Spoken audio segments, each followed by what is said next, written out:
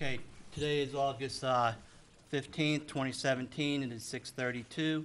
I'm calling to order the Trophy Club Municipal Utility District Number 1.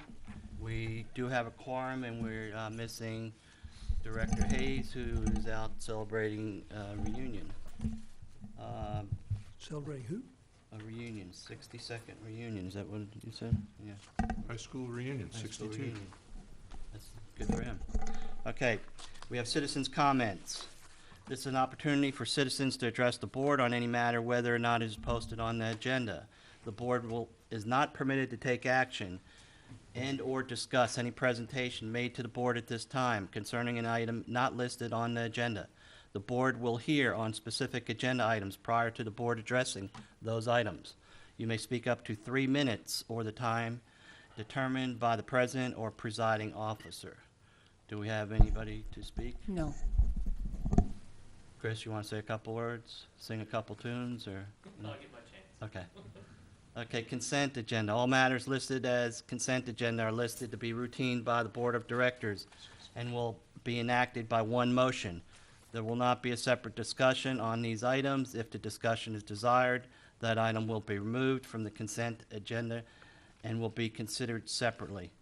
I'd like to remove July 18th, 2017 regular minutes. There's some incorrect statements in there on item 6. So I'd like to bring that back to the next meeting. So we have A, July 2017 check register. Do I have a motion to approve the consent agenda item 1A? Someone has to make a motion here. That's how it works. I'll make a motion to approve the consent agenda, which includes the 2017 check register. Okay, I have a motion by Vice President Wilson to approve 1A, July 2017 check register. I'll second it. I have a second by Director Thomas. All in favor? Show of hands. Unanimous, 4-0, with Director Hayes absent. Okay, B, I'm just going to table, or not table, I'm going to, if anyone... Kevin, do you mind sharing with us what you think the mistakes are? 6A, there are some things, that one statement I didn't appreciate was saying I didn't want to see this back again. Never said that. Checked the tape about 3 times and still didn't see it. And then there was some language that Director Rose actually said, and then things I said later. I also would like the inclusion of, I asked Carl if he had any comments, and he said he was just doing his job, if I remember right, on the thing. So I'll get with Lori and get those corrected and submit them. Does anyone have any problem with that? Bring it back at the next meeting? No. I see none, so it will go on. Regular session, agenda number 2, consider and take appropriate action regarding fiscal year 2018 budget matters. I'm not going to read them all, but we have A, B, and C. Consider and take appropriate action. Contract number 2017-08-1501 with New Gen Strategies and Solutions. Chris, you're here to talk about that item, is that correct? I don't know that I need to address that particular item. Okay. I mean, if you don't, that's fine. That's really up to you. Again, Chris Eckert with New Gen Strategies and Solutions, here to assist for the fiscal year 2018 budget preparation process. We do have a contract before you tonight covering those services. Don't know unless there are any questions about that. Happy to answer them. Yes, sir. Looking at the contract, you have 5 bullet points there. The first one says, assist district staff with the operation and necessary modification to the water wastewater rate model previously developed by New Gen. My question is, what modifications? The modifications were to take into account the change in wastewater rate design and the allocation of wastewater costs to recognize winter averaging. That wasn't done last year? No, April, sir. That April of this year? That was when we actually did that? done through a separate model that was not incorporated into the district's model at the time.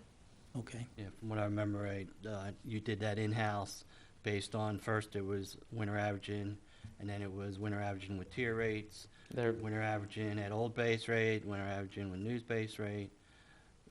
Right, where we're at, June. there were 4 different scenarios that we ultimately prepared through that process. Once the board made a decision on the final method to go with, that's what's been now incorporated into the district's model. Correct. Okay. And that includes training and, Yes, sir. So my next question is it possible to train the staff to a point where they will not require New Gen to operate the rate program? Yes, sir. We will do our best. We will come out, we will sit and go through the model again. Okay. The next item I have is the last bullet point.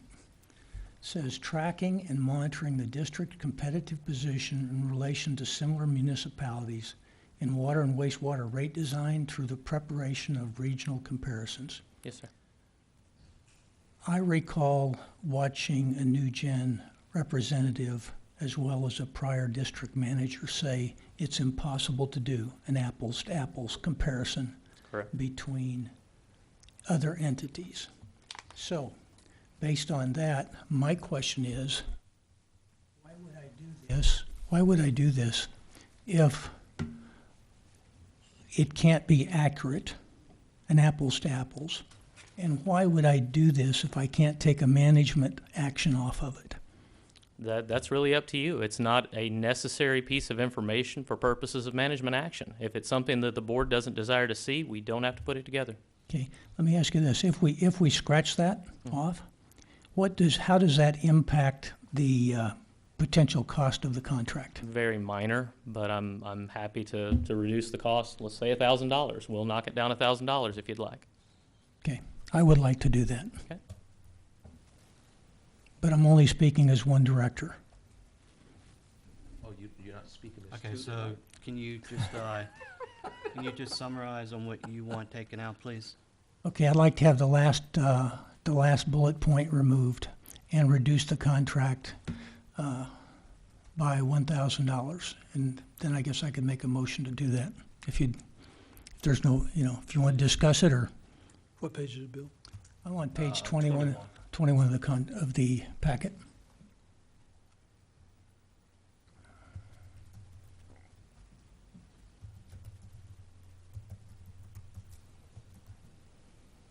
Did you make a motion? No, I haven't yet.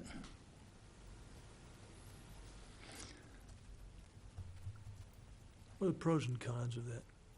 Pros and cons of that, it's typically a piece of information we're asked for.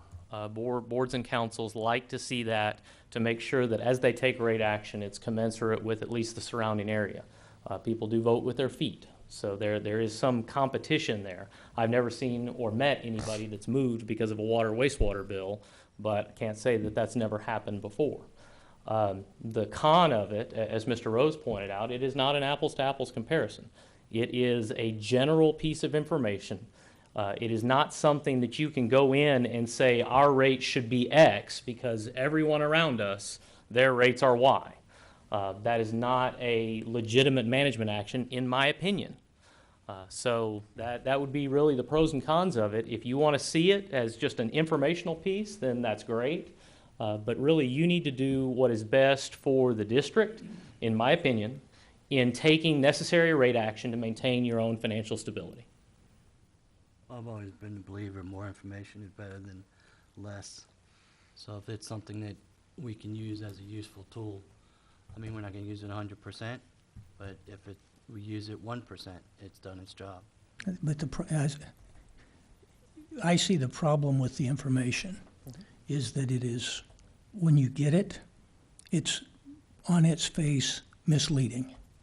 And it's misleading in that the probability of it including the impact of tax rates into the structure is probably not there, let alone when you do it across communities, whether they are either supplementing another cost center with their water rates, subsidizing general revenue, or having a tax rate, subsidizing a tax rate. So I see little value in it. And so you're saying the comparison is not worth the value? Exactly. But then you're the one that comes to us all the time and compares us to other communities. No, You've never done that? No, I have done that. Okay, I eventually fell into Just the wanna make mold. sure. I eventually fell into the mold that the board was using, only to show the board that their data was inaccurate in what they were doing. So yes, I have done that in the past, but as has been specifically pointed out by the new gen representative, you can't do an apples to apples comparison. Can't be done. Whether, and again, my point being is, whether you use it to make a decision is your prerogative, but more tools or more information is better to make a decision on than less.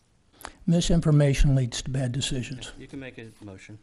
Okay, I move to approve the contract, July 31st, 2017 contract with New Gen Strategies, deleting the fifth bullet point and reducing the contract so that it would not exceed $7,500. I'll second that. Okay, we have a motion by Director Rose and a second by Vice President Wilson. Any further discussion? Yeah, I mean, I don't see any reason for this, Kevin. We can, once we've got our rates, I mean, you guys have seen me do this every year. You take our rates against the rates of our surrounding communities, and you can run any math you want to. You can take any volumes you want to, and you've got a comparison of what the folks around you are doing. And it's fairly, but I think it's probably more accurate than this. Okay, we have a motion on the table to approve the contract minus the last bullet point, is that correct? That's correct. Okay, any further discussion? And also, it reduces the amount. value of Not the to agreement to, excess. not to exceed to 7,500. Okay, not to exceed 7,500. Everyone clear? Okay, all in favor of Director Rose, Director Thomas, and Vice President Wilson? All opposed? Myself. Okay, passes 3-1. So the contract Thank you. minus the bullet point, not to exceed 7,500. Yeah, I have a question for Nugent. Is it on another item or the one we just voted on? It's on their overall work they're gonna do for us. What they're gonna do for us? Contract. In the contract? Tony, Yes, sir. when is our anticipated revenue bond gonna sell, and when will we have to make our first payment? That is gonna impact our water revenue if it's in this budget year. I talked to Chris before the meeting. He has not planned on that at this moment. Can we talk about that in budget, maybe? Or, because that doesn't have anything to do with I think it'd probably be item we're B. on. Well, it just Approving depends on how long you contract. stay. It's B. I think that's probably under B regarding rate assumptions and That's what I'm projections. saying. Yeah, I just, Yeah. And you can ask the question, but it can't be under A. Okay? yeah, I just B- want, I is just B want more- Chris to have clear direction from us on what to Okay. do. Just hang on. Let's move on We're to down B. 2B. We're now- 2B, we're gonna consider and go take there. appropriate action regarding rate assumptions and projections for fiscal year 2018 budget. You heard Director Thomas's question. Yes, yes, and we will most certainly address that as we walk through this tonight.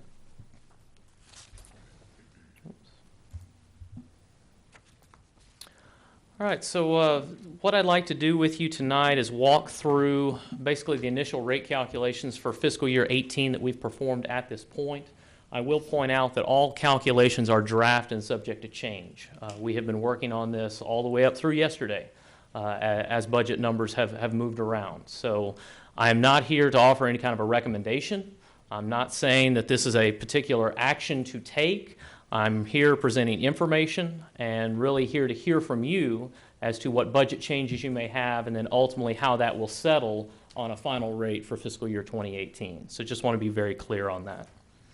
As we look at key issues this year, starting on the water side, we are continuing to use the district's historical projection method of a 3-year average consumption. Basically, what the district has done previously is taken consumption per connection over 3 years, averaged that out, and then multiplied that by projected connections going forward.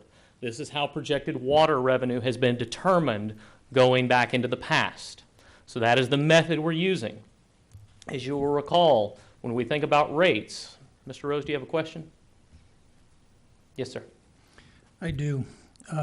We discussed the method or the amount of water we would be using at the last budget meeting, and I believe there was a a number that was derived. We talked about the average and where we were going to settle, but I don't recall what the answer was. Yeah, I don't have that in front of me. Okay. I have a question for Mike, and it's probably catching you off guard. You may not know. How we've projected over the last 3 years, we've had a projected number. If I'm not mistaken, we've missed that number approximately by 10%. If what I'm saying is inaccurate, please correct me. But this is a question. It's not a statement. Would that be factual or in the ballpark? That would probably maybe be in the ballpark. I actually didn't research that. I know our water sales for the last couple years have been down just due, to the wetter weather. This year it looks like we're gonna be probably a little more ahead of the last 2 years. So, Okay. Okay, all right. I think we need to confirm up that, go back and pull that tape and find the discussion. I think it's important my recollection of that discussion included the number of new meters that would be set and an addition of the amount that would be sold through those meters. I don't believe that his estimation includes that. It's just going off 3 years' sales from the last 3 years, Yeah. and we're using that as the basis for the sale. We were down, and I'd have to pull it back up. I think I showed it to you after the last budget meeting, that particular document that I did. We were down 16% off of what would have been an average number for a 10-year average. A 10-year average? Using a 10-year average to figure out, so you get less weather impact variation on it, so you'd use a broader range to start off to get a median point. We were down 16% last year off of that number. The previous year, we were down 9% off of that number, and I think the previous year before that was like 5%. This particular year, if you can trust what you hear on the media,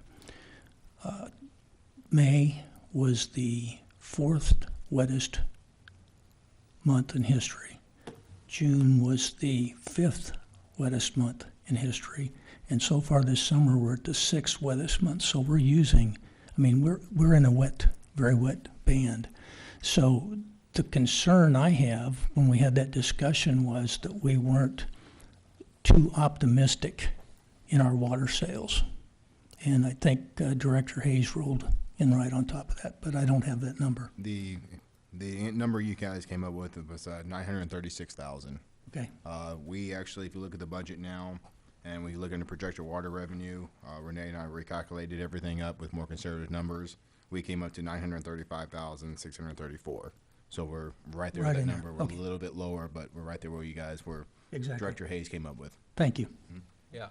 The only concern I have, Director Rose, is I think we have to be consistent with our measures. So using 10-year here and using 3-year here, you're going to always be at a bone of contention. I think we have to pick consistent metrics to use, or else you're always going to be having that debate. Yeah. So I think we have to come up with a metric that everyone uses, so when we start to compare averages, we're always talking apples to apples comparison, because when you're trying to compare a 3-year average to a 10-year average, there's always going to be room for.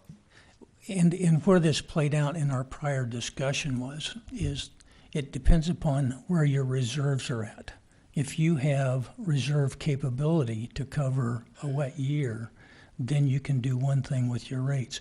If you don't have that reserve capability, which is kind of the situation I see us in now, then you can't go and plan on falling back into that reserve capability as a pickup. So then you're tied to, and this is where Director Hayes and I certainly agreed, we need to be very conservative in our water forecasts until we get the reserve situation squared away. That's how we came up with the 936, I think. If I do say, we did stick with the 36-month consumption, so we stayed with the 3-year. Yeah. And then we took in consideration the average, how many more meters we have left. That's what changed our number dramatically. We went down to a lower rate as far as increase for this year, which brought our number down to under the 936 in our new calculation here. Fewer meters coming on board. We don't have, I'm sorry, go on. I was just gonna go back to what Bill was saying about May. This May, we sold 86 million gallons of water. Last year in May, we sold 50 million. So we're actually up 36 million this year for May. We're actually up another 33 million in June. July, we're actually down about 20. Okay. So All right, any other questions on the 3-year average? All right.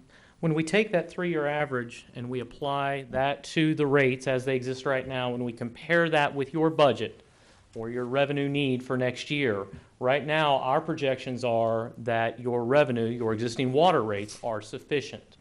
Now, that being said, Mr. Thomas did have a question about what was built into the budget for revenue bond.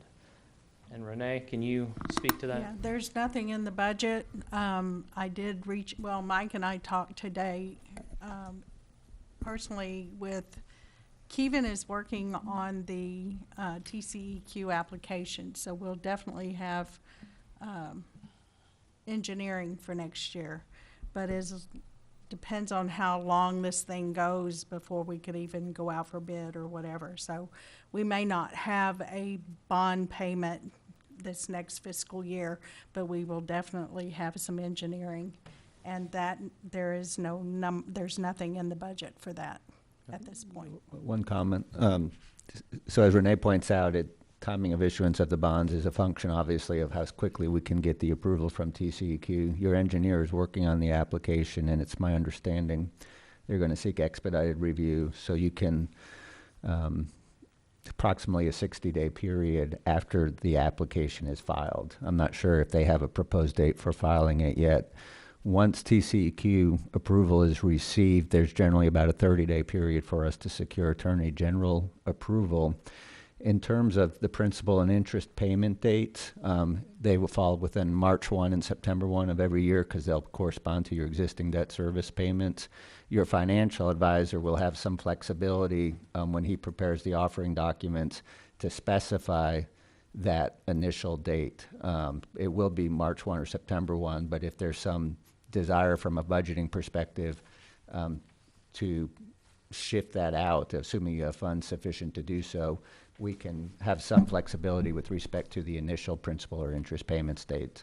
But it'll be March 1 and September 1 of each year, but we do have some flexibility for the initial one.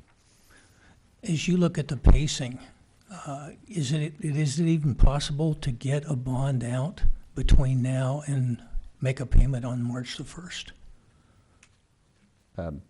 It really comes down to if that engineer filed the application quickly, it's possible, but there's not a whole lot of flexibility to make that happen. Okay, because I was just looking, because we're going to be back in rate setting in March of next year due to the winter average change. So we'll be back at the rate table again.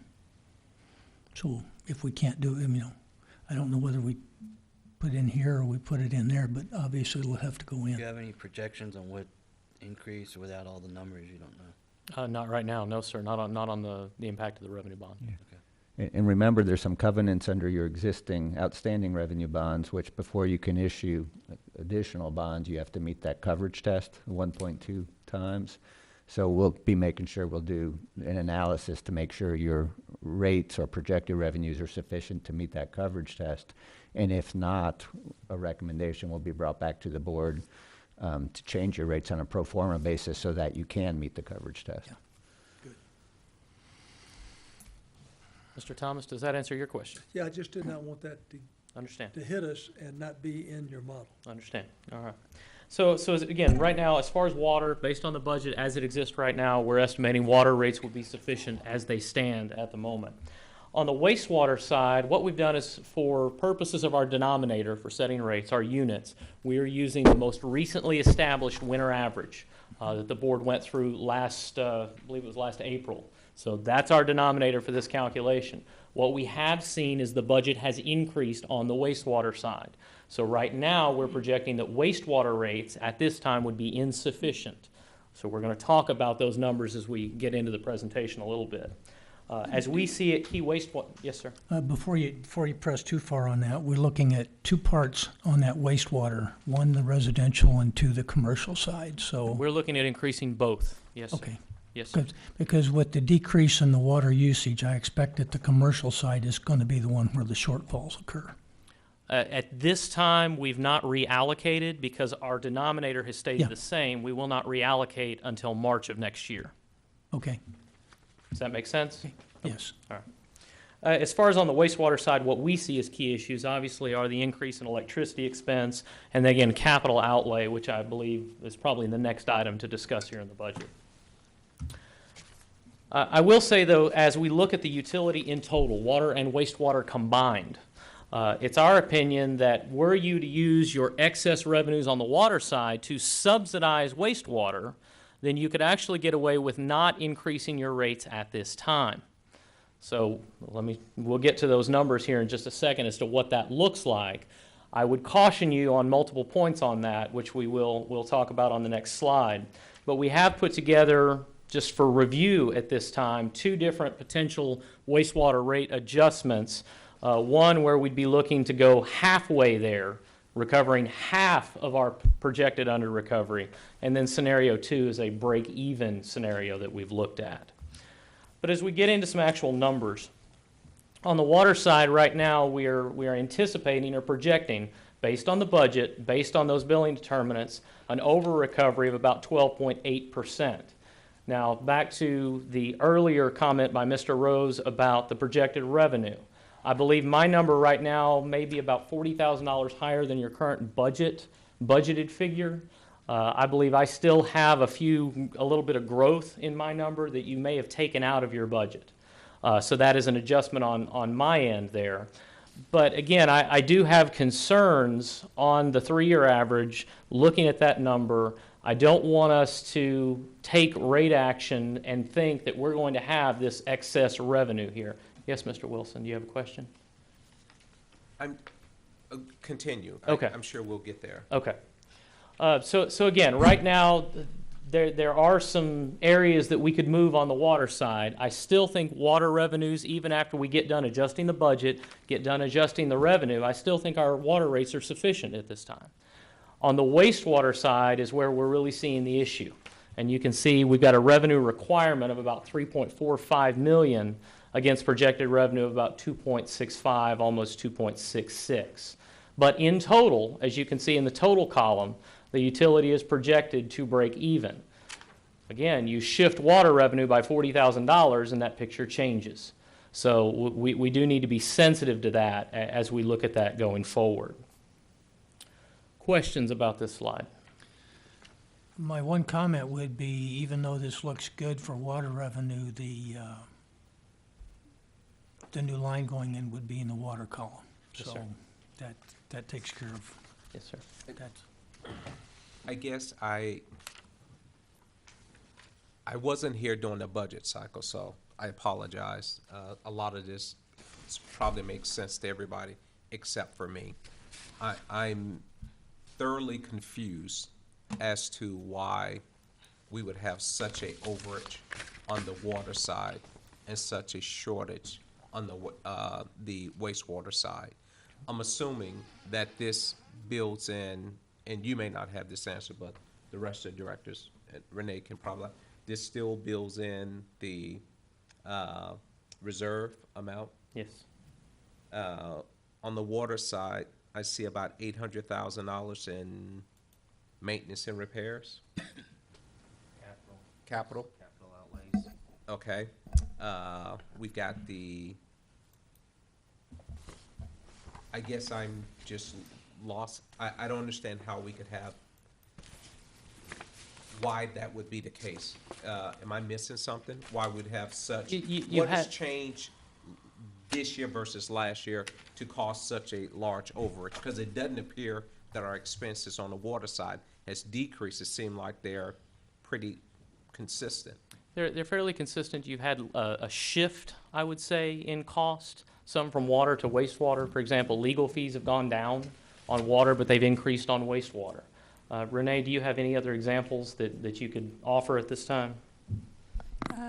we have the large, $250,000 worth of legal fees that are in the wastewater, budget. We had the 3 vehicles, the VACON truck and the 2, the superintendent truck and the on-call truck for $435,000 that we pulled out of capital, and we got a quote for a 3-year note, so that short-term debt, principal and interest payment was the 435 was pulled out of capital, but we put in 103, I believe, in short-term debt payments. So, And at the same time, we also, I believe right now, are high on the revenue side, which is also contributing to that overage. So as we come in and dial in that revenue, dial that down, you're going to see that overage come down as well. Okay, but if we look at our our anticipated fiscal year 2017 expenses should be comparable to our fiscal year 2016 expenses, but net, they should be about the same, correct, on the water side? Is that fair? Yeah, I'll probably come under budget. Okay, and so will we, when we look at our water revenue for fiscal year 2017, are we going to be about 10% over revenue versus expenses? In 2017, so the current budget year. In the current budget year. I believe you're going to be short on water revenue in 2017, would be my estimate. Okay, so I don't understand how we will be short if nothing really changes. Our rates don't change. The amount of water we sell really doesn't change. How we will be short $500,000 one year and over Let me $500,000 the next year. Let me clarify my comment. When I say short, what I'm referring to there is I don't think you're going to hit your budgeted water revenue number. I think you will be short of your revenue figure. You probably will still cover your cost, but as you look at what you've budgeted for water revenue, I'm not sure you're going to hit that number. What we've assumed right now, this 6.48 million, that's based on 935 million gallons of water sold. If you come in off of that figure, if you're 10% off of that figure, then our revenue need is not changing, but our revenue produced is changing. Well, our revenue need would change because I've done the math and it's approximate 60% of that expense is actual raw water cost. So obviously, if we don't sell it, we're not buying it.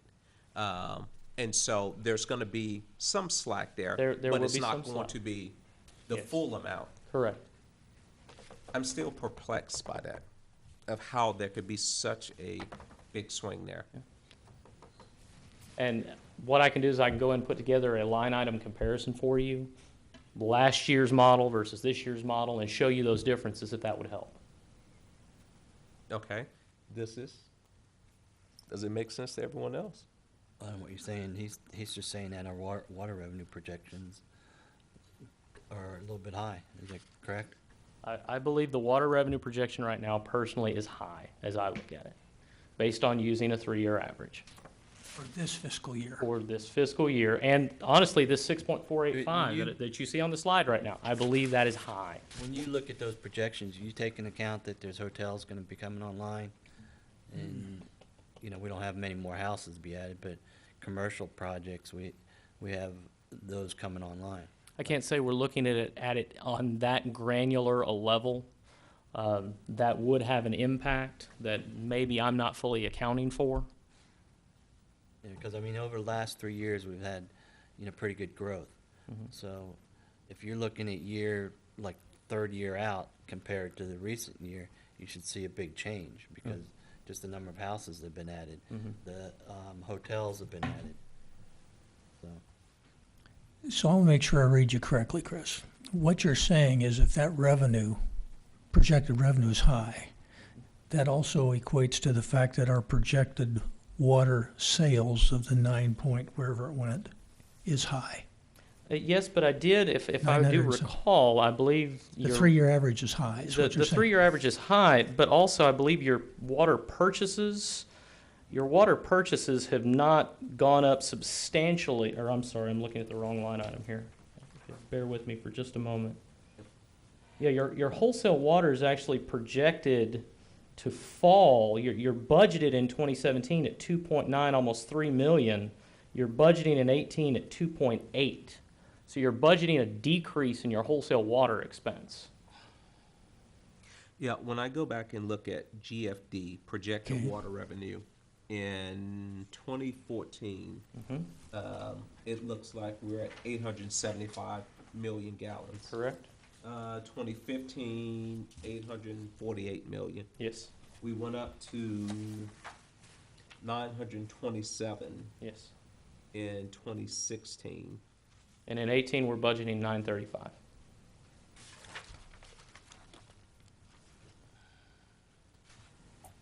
And so we are budgeting higher water sales than we've ever had, in, at least historically in 14, 15, and 16. So what do you think, your best guess, realistically, what that projected revenue number should be? I would have to look at it further to give you a best guess, Okay. honestly. Okay, I appreciate that. So Thank you. I left my Magic 8 ball in the car. So, but- Okay. So, and again, the whole point of this discussion, though, is while the utility as a whole looks sufficient, I want to make sure we're not becoming too reliant on the water revenue, especially if we make any kind of decision to use water to subsidize wastewater.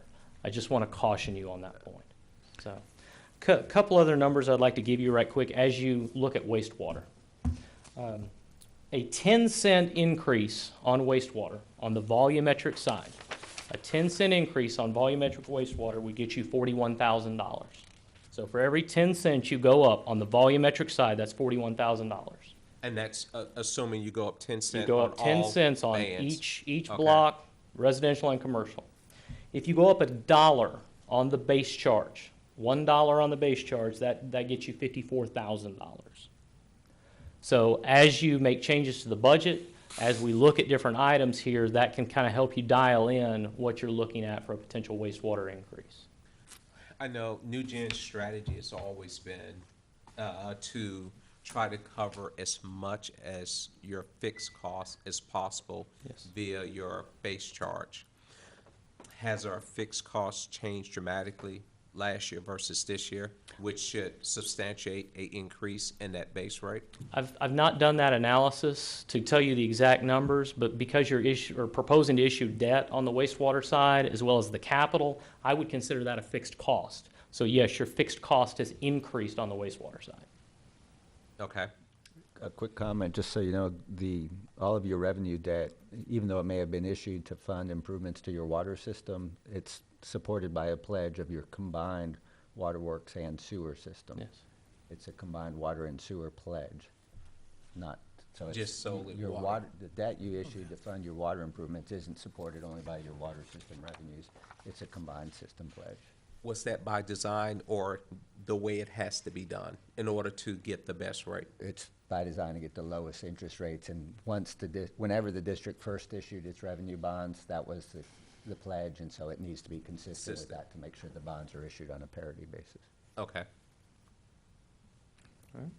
Any other questions? So moving on, just right quick, just to kind of give you a flavor of potential increases. Scenario one, we basically covered half of that variance that you see on wastewater. So we've increased the fixed charge 15%, the volumetric charge 12%, maintaining the allocation of cost between residential and commercial. So you kind of get a flavor for what that would look like as far as rates go.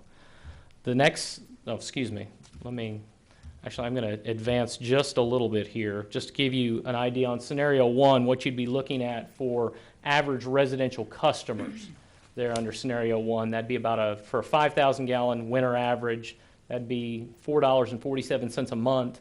For a 10,000 gallon winter average, it'd be $7.31 a month. That's if you did a 15% on the fixed, 12% on the volumetric.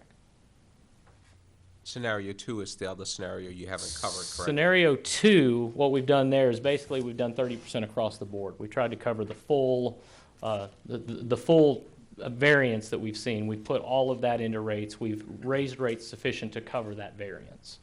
And so as you look at customer impact on that, that's where scenario 2, 5,000 gallon winter average would be $9.87 a month. On the 10,000 gallon side, it's $16.94. So again, we're not recommending an increase tonight. I understand we still have some budget discussions to go through, which will ultimately change the numbers. And really, that's what I'm here to hear tonight, is that discussion, and happy to answer any other questions you may have.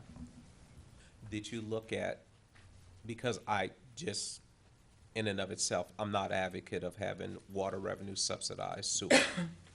Did you conduct analysis if you corrected or reduced the water rate to collect the appropriate revenue on the opposite side? Because if we show a 30% increase here, there should be a decrease on the water side since you're over collecting. Did you do that analysis? We have not done that analysis, and I would caution you as far as going up and down on your rates every year based on a break-even idea. Your residents get, they budget. They go through this process where they are preparing their monthly budget. As you start hopping around on your rates like that, you get into a situation where your residents don't understand. They start asking questions. They start trying to figure out, what does that figure have to be for their budget every year? At the same time, it's easy to go down on rates. It's difficult to go up on rates. So once you are to that point, my recommendation would be, if there is an over-recovery, you use that for capital improvements, or you use that for reserves, and you put it in reserve for the future. You are a not-for-profit entity. You're not making money at this. Ultimately, that money will be used for some particular purpose. So once you have collected that money, you can now use it potentially, if there is an over-recovery, you could use it to cash fund capital in the future and ultimately save your customers money instead of issuing debt. So I understand the comment about going down on water if we're going up on sewer. It's just it's a practice I would caution against. Okay.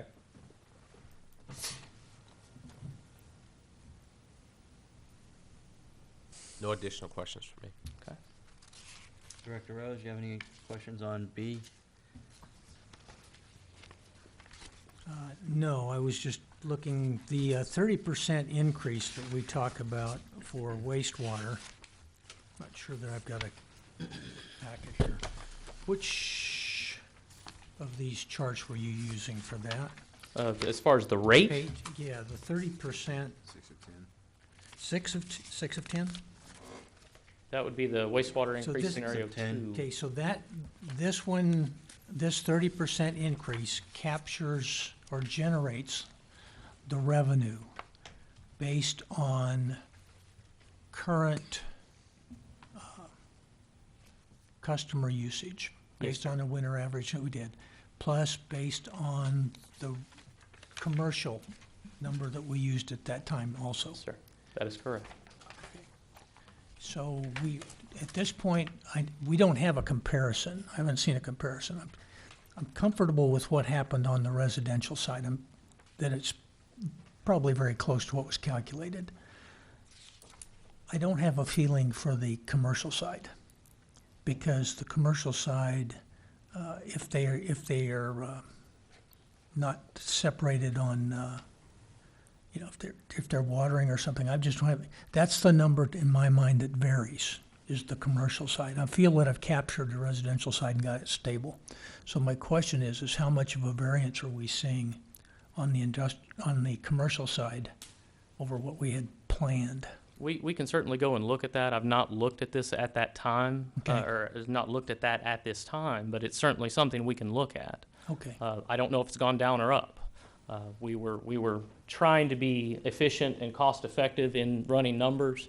Yes. And so I didn't see the need at this time to go to that level of detail. But if you'd like us to, we certainly can. Well, I'm just trying, if there's a problem with recovery from the commercial side, we need to be aware of that. Well, I completely understand and appreciate that, but again, we are looking going forward 2018 here. Yes. This is all projections, so I can't tell you at this time what's going to happen in 2018. Is commercial going to under-recover or not? Well, I understand that part of the equation, but what I'm Right. saying is if there's an issue now, it may Understand. carry into 2018. And if I'm Understand. aware of it now, then I can adjust for 2018. Whereas if Understand. I'm not aware of it, I can't adjust if an adjustment's required. Do you desire us to go ahead and do that analysis?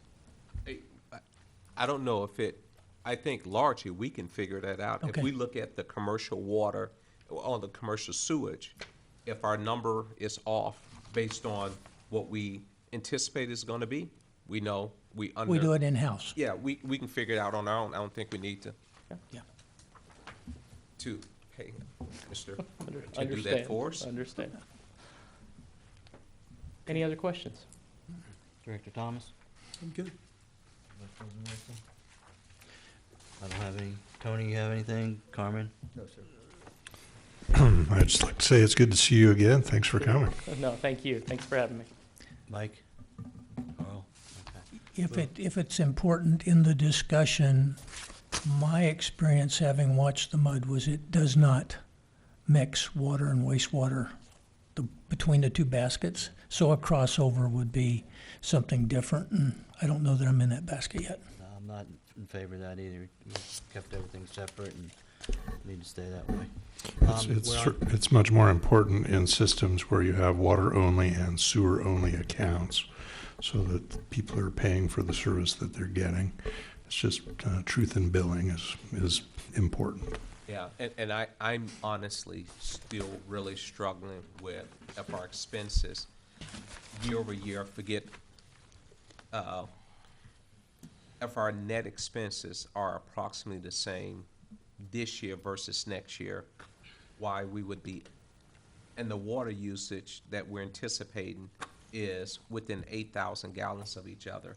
I don't understand how we can be short, and I'm making up this number, 500,000, but be over 800, be short of 500,000 this year, but over 800,000 the next year. I can't understand That that swing. variation, yeah. It doesn't make sense to me. Anything else? Okay, moving on to 2C, consider and take appropriate action regarding draft number 2 of fiscal year 2018 budget. It'd be helpful if you just tell what changes you've made. I know the rollback was applied, correct? And then you pulled money out of legal and put it to capital, and then that was taken back out, is that correct? Right, we just moved it from admin to wastewater. Okay. So We there's reduced the legal in non-departmental that affected the tax rate. We had to bring that down because of the rollback rate. and then you took something out of capital improvements, right? That was illegal? Right. Okay. Do you want to walk through it? Well, I the passed out sheet a was sent sheet. out. Oh, I passed out a sheet that has changes.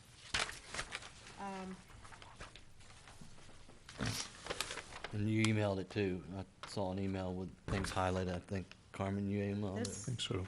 This has changed. I updated it right up till right before the meeting. Okay, you want to just go through this real quick, and if anyone has any questions, we can.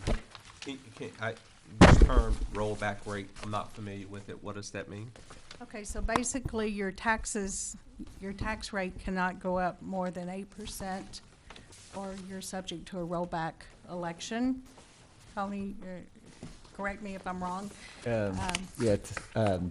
Generally, that's right. It's actually looking at the average appraised value of a residential homestead, and whatever your debt service tax rate is kind of excluded from but if the total tax paid by that average residential homestead increases by 8% or more, then you cannot increase your maintenance tax component by more than 8%. If you did so, and the board has the right to do so, if a petition was timely submitted by your taxpayers within 90 days, they could cause there to be an election, and if that election passed, then you would be mandated to not exceed the rollback tax rate. Generally, it's an 8% calculation, and it just triggers a right for your taxpayers to cause an election if you exceed that.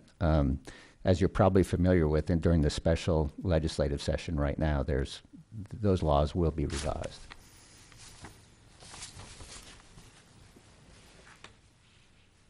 Okay.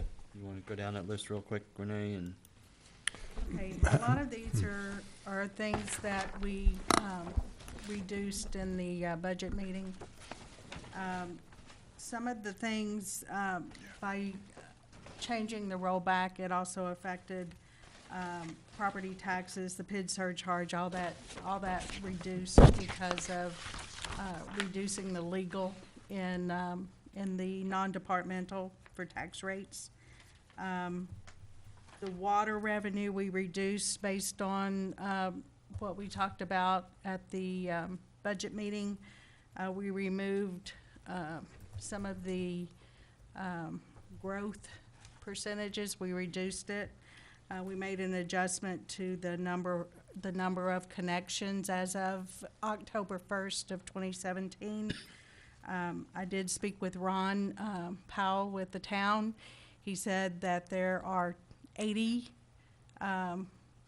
lots, that Hogan's Phase 2 is ready to start. There's 37 homes. He expects all of those to be built in next fiscal year. So we're running out of, will be built out before long. So we have HG Supply coming on, commercial. Holiday Inn, The 37, 2020.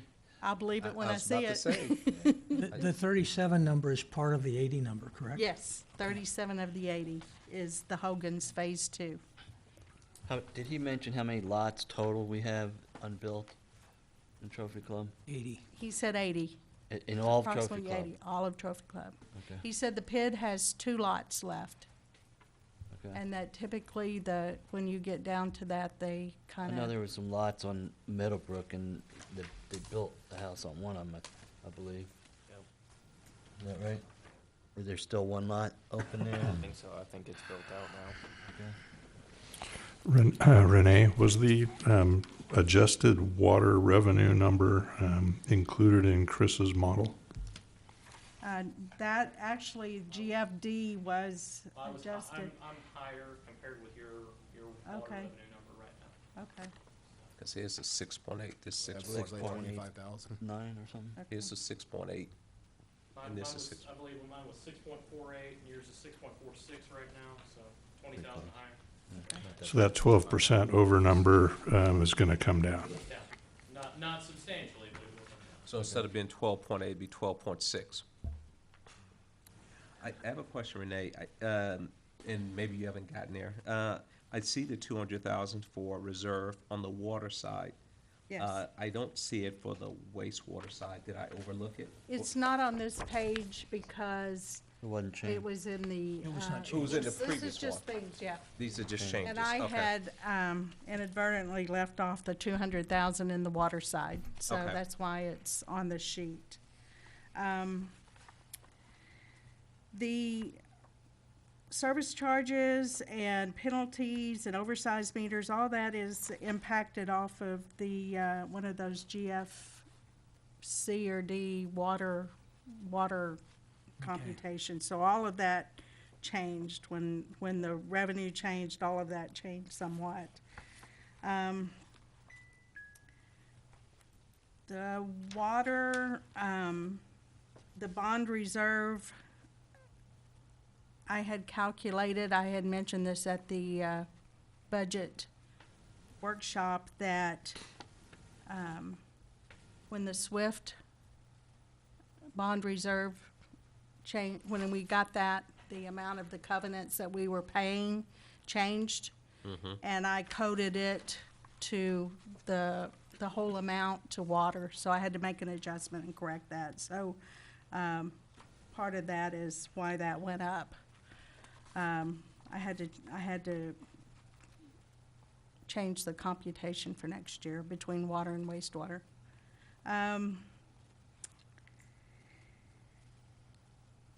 The rest of this, the PID, TCEQ fees and permits for PID, we paid something in 2014, and we haven't paid since. So I am guessing that the town is paying that. So we haven't received any bills for that. And wastewater, mostly just the capital is the big thing in wastewater. And the SOA, the legal for the SOA hearing and for the wastewater litigation. How Add- much, I'm sorry, excuse me? how much, I know CPNY, their request was for 370 Yes. some odd $1,000. That's in capital outlays. Yeah. That's further down. But I remember them saying also that they had very little comfort that that number, that Weber Cadagua would complete the project in that time. Are we adding an additional amount to account for that, for them coming back again? If they don't have any, if their confidence level of the project being completed within a time frame, It's my understanding at the last meeting when they came with that 300,000 was supposed to take us through completion. that was our understanding. It came for the 200,000 I know. before that. But I guess the piece I was, is they said they had very little confidence that they would actually complete by that January date, which means if it slipped another 2 or 3 months, then there's gonna be another, I think they're running at a $40,000 a month clip. So I'm wondering if any consideration was given to, if that was contemplated. We did not put anything beyond the estimate that they gave us through January. But we do understand that they have yet to meet a single schedule milestone on this project. So that's affects the overall budget for construction phase services for sure. One other question is, I know there's, we would expect that there'll likely be some additional costs to Weber, depending on how things go. Was there any contemplation for cost overruns related to Weber Cadagua? Because I cannot envision us going through arbitration and mediation and it just being, no, don't worry about it, we'll just call it good on both sides. Yeah, I think for purposes of your initial budget, there's a lot of outstanding questions, and we just aren't to the point yet to really know how those pieces are gonna fall into place. And so I would think it's very likely that there'll be budget amendments after you draft your initial budget. And I think the board will have more information available to it in the next few months in order for it to adopt any necessary amendments. Okay. They're great questions, we just don't have answers yet. We have 1 month, so. Well, I for your think he's initial budget. talking for a Yeah. budget amendment after the budget's been approved. Which means it still, in that case, it affects the revenue side of the equation, or may affect the revenue side of the equation. I apologize, please problem. continue. Okay, and then as far as administration, the big change in that was removing the general manager from salary, or from employee status to independent labor, which all the related taxes, payroll taxes and things also reduced. So, that's the majority of the change there. And then like I said, in the non-departmental, we reduced the legal from 250 to 137 to be able to be in that rollback rate. So, that's pretty much it. Just out of curiosity, on the board of directors, the workman's comp, that's still required? Yes. It's $32 a year, Yeah. That's for the meetings, in case you miss a step or something. yeah. Excuse me? It's for the meetings, for the Okay. 12 monthly meetings that we have. If you fall off the step and hurt yourself or something, so that could be. If I could, we anticipate that for the next meeting, we'll come back our representative on electrical will be presenting at the next meeting. And hopefully we'll have a better estimate on electrical use projections for next year from our engineer on the plant at that Okay. time. So.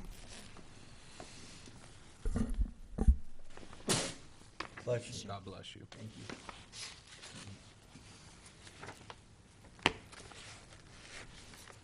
Does anyone have any questions on that? So the net effect is it's down $93,000. And that brings us net down again based on the budget summary, which was sent out prior to this cover sheet.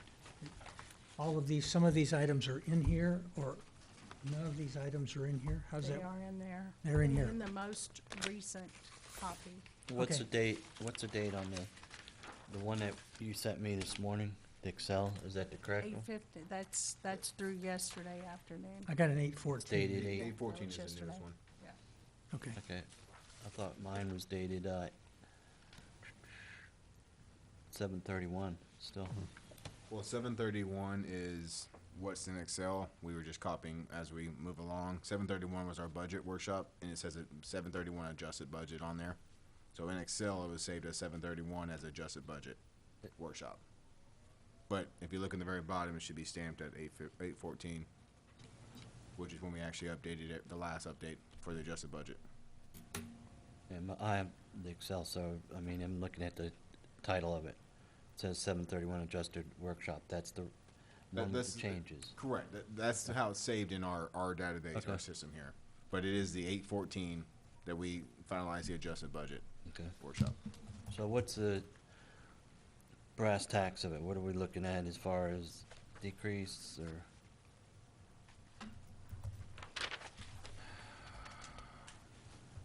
No, that's the changes.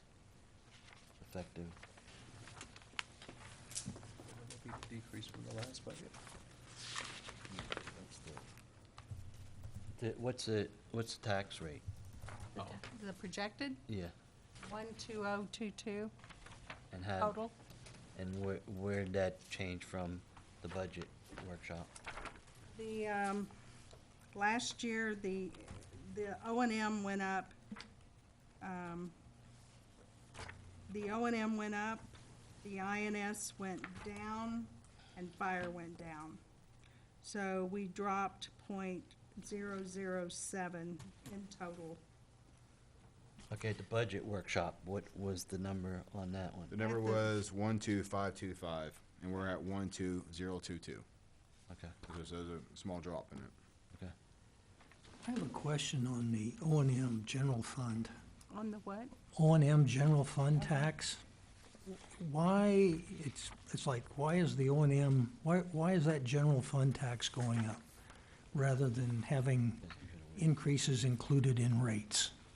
Because in prior years, Jennifer didn't cover the whole non-departmental because of raising taxes.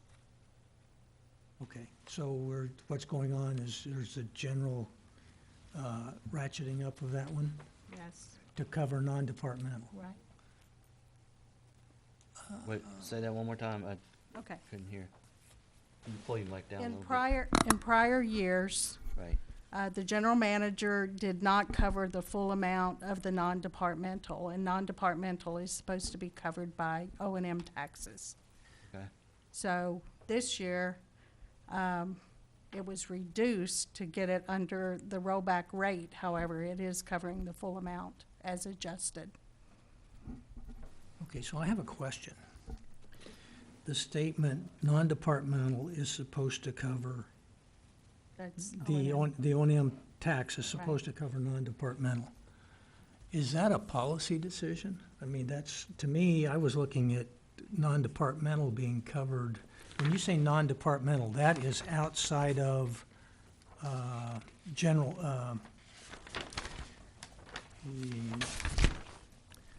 outside of administration. That's Yes. strictly, non-departmental is strictly legal, auditing, appraisal, and tax and admin fees. Right. Okay, got it. So back several years ago, when we had MUD 1 O&M, we had a master district, we had MUD 1 O&M, we had MUD 2 O&M, and MUD 1 and MUD 2 both had their O&M tax rates separately. And then we had the general fund, master district. That was merged together, brought into the general fund, and it was set up to be in what we call non-departmental. And that's why we have the tax revenue listed in the general fund, and that relates to the non-departmental department. But It covers just that. But I guess my question would be, is those costs could actually go in base rates, base costs? If They the board could. decided They to do that, could. I would Okay. say yes. Okay. Any other questions on that? Not on that Okay. page.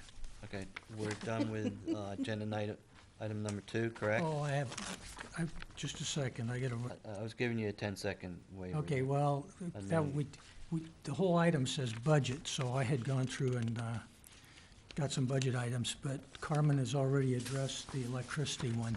Okay, I've got yeah. some variations on that one I'm still trying to figure out. Let me just fly through these pages one at a time. That one balanced out, Lauren, here, do you have any questions on the budget? yeah. Most of mine I've already sent Okay. to Carmen. We've discussed them. One of the things that I asked during the budget workshop, and I don't have an answer on it yet, is when we look at the debt fund reserves, debt for reserve fund,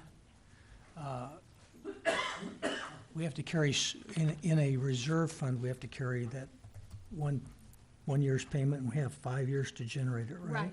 Okay, so do we have anything that would show us exactly where we stand in that equation? I can get that, and I should have gotten that because you did ask for that in the budget Okay. workshop, and I can get that number. Okay, and I went looking for this one and couldn't find it, but I know I've seen it.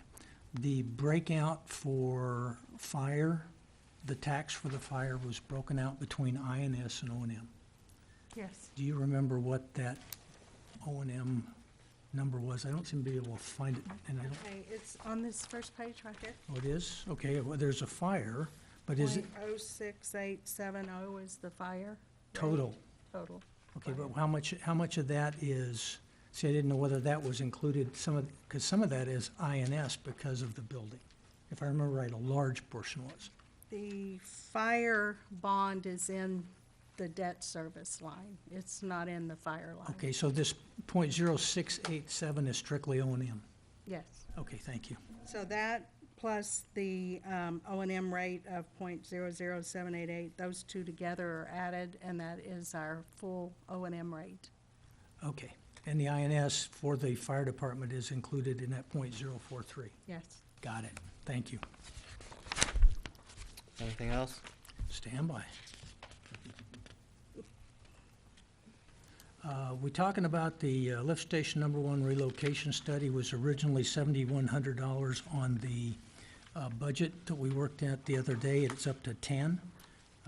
Was there a particular reason for the increase? Yes, so I did that. If you recall, we also took out the actual design $70,000. Yes. In addition, I think based on an email exchange that you and I have had, Carl and I went out and looked at lift station number 1, and we want to maybe take a run at acquiring an easement in that area. Okay. Maybe through different channels. I'll just be honest and say I think, when Carl shows up from the mud and says, hey, we'd like to buy an easement, and gets no way from a property owner, that's a pretty typical response if you show up and say, we're from the government and we're here to help. I think we might be a little better off to take a different tactic, like maybe getting a well-known real estate agent to represent us and with that property owner or owners. There's one based on what I've looked at that looks really good. So, it would have minimal impact to that homeowner based on their current configuration. Okay. And we'd have the possibility of reconstructing their driveway for them Okay. so that it could handle those trucks. So I don't know what's the best way to go about doing that. I'm still learning the ropes here, but that would probably be acquisition of property and something suitable for closed session, maybe at the next Okay, yeah, meeting. yeah, okay. I did not feel like they could do a suitable relocation study for 7,000. I mean, it would be. I bumped that up. It was a shoestring estimate. Okay, okay, We're thanks. talking about the one at the end of Fresh Meadow, is that correct? Yes. Didn't we go through the driveway thing with them when that road was being torn up? Actually, Jennifer and I actually talked to the resident that, forever ago, seems like, I guess, almost 3 years. And we talked to the resident, and the resident would not actually work with us on that. They didn't want us in their driveway Right. completely. Talking about the next door neighbor, so Yeah, Yeah, the one to the right, The left. alternate routes. to the left. to the left, we can get around that one? Well, let me show it to you in closed session, maybe Yeah, in that's fine. in the September That's meeting. fine. You got a hand on it. Okay, on GFC, projected water rate use, it says growth is slowing significantly as build-out approaches. It says a 1% recommended. For some reason, I was thinking we went with something other than 1%, GFC.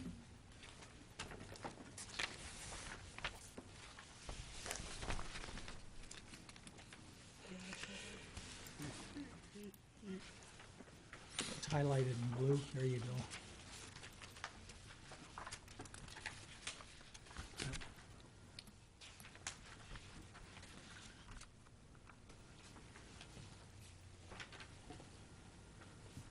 What's your question?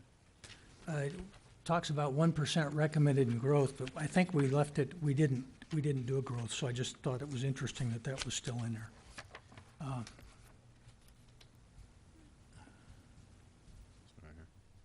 It's We did that highlighted in blue. 1% for the Villas of Hogan's.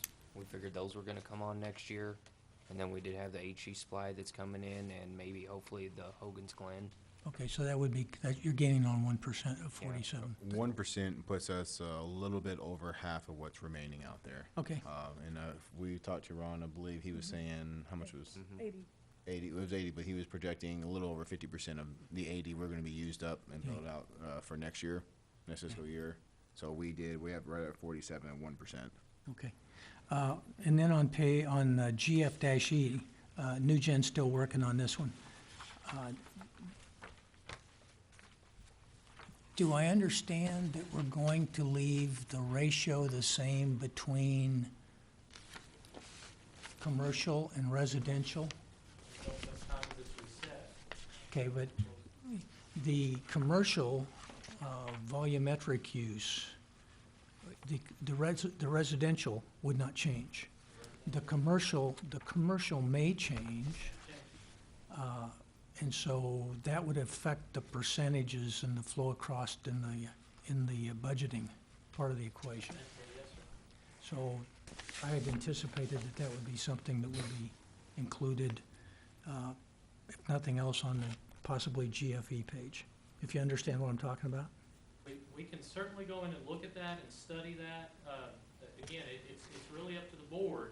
Is it cost effective for you to go through that effort when you're just Can going you, to reset Chris? it in March? Chris, do you mind coming up so it can be on tape, please? Because if I'm understanding the concern, if you come in and set rates, and you set those rates in September, October, based on a ratio, that ratio is going to reset after the winter average is calculated. And so what you're looking to do is look at the incremental change from the budget, from what you set the budget on, to what the new winter average is when you've established that in March. Is that correct? Between looking at the allocation of cost between residential and commercial, because your plant flows are changing, your consumption is also changing. So you've got two different variables there that you're dealing with. Yeah, so basically, my question, okay, so your recommendation, as I understand what you say, or I think where you're coming from, is that that calculation only be accomplished once per year? Yes, sir. Got it, okay, thank you. And that's in March? Yeah, Yep. when you would do a 12-month Yeah. look back and just accept it. Satisfy, Just accept the fact that the change probably was not that great. You're making the assumption, and we all know where that leads us, but the assumption that the change was not that great.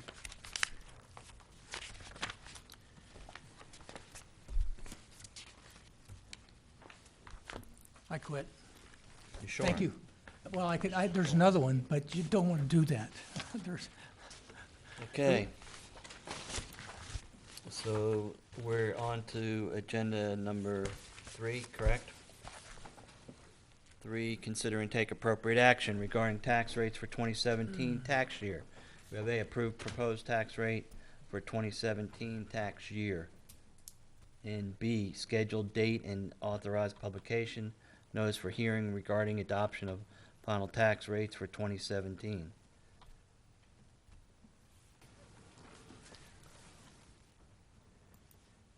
I can address this quickly. Sure. I'm sure the board has been through this exercise before. Each year, it's required to adopt tax rates, and it does so in a two-step process. First, the board adopts a proposed tax rate for, in this case, for the 2017 tax year. Your staff then will provide notice to your residents, and next month, the board needs to conduct a public hearing where interested persons can provide comment regarding final tax rates. After that hearing, then the board will have an opportunity to adopt its budget for its next fiscal year and final tax rates for the 2017 tax year. okay, when we do this, is this a no greater than tax rate number? Or because there may be variations that would create possibly an increase or a decrease or? My legal opinion on that issue is that the board, there's no prohibition against the board adopting a final tax rate higher than the proposed. For political reasons, I would urge the board never to do so, and because of the pushback that could cause from the public. So if in doubt, I would set it at the higher rate, and obviously there's no problem adopting final tax rates that are lower. But if the board adopted a lower proposed tax rate, published notice of that, and then established higher tax rates, there could be a lot of negative public Okay. reaction to that.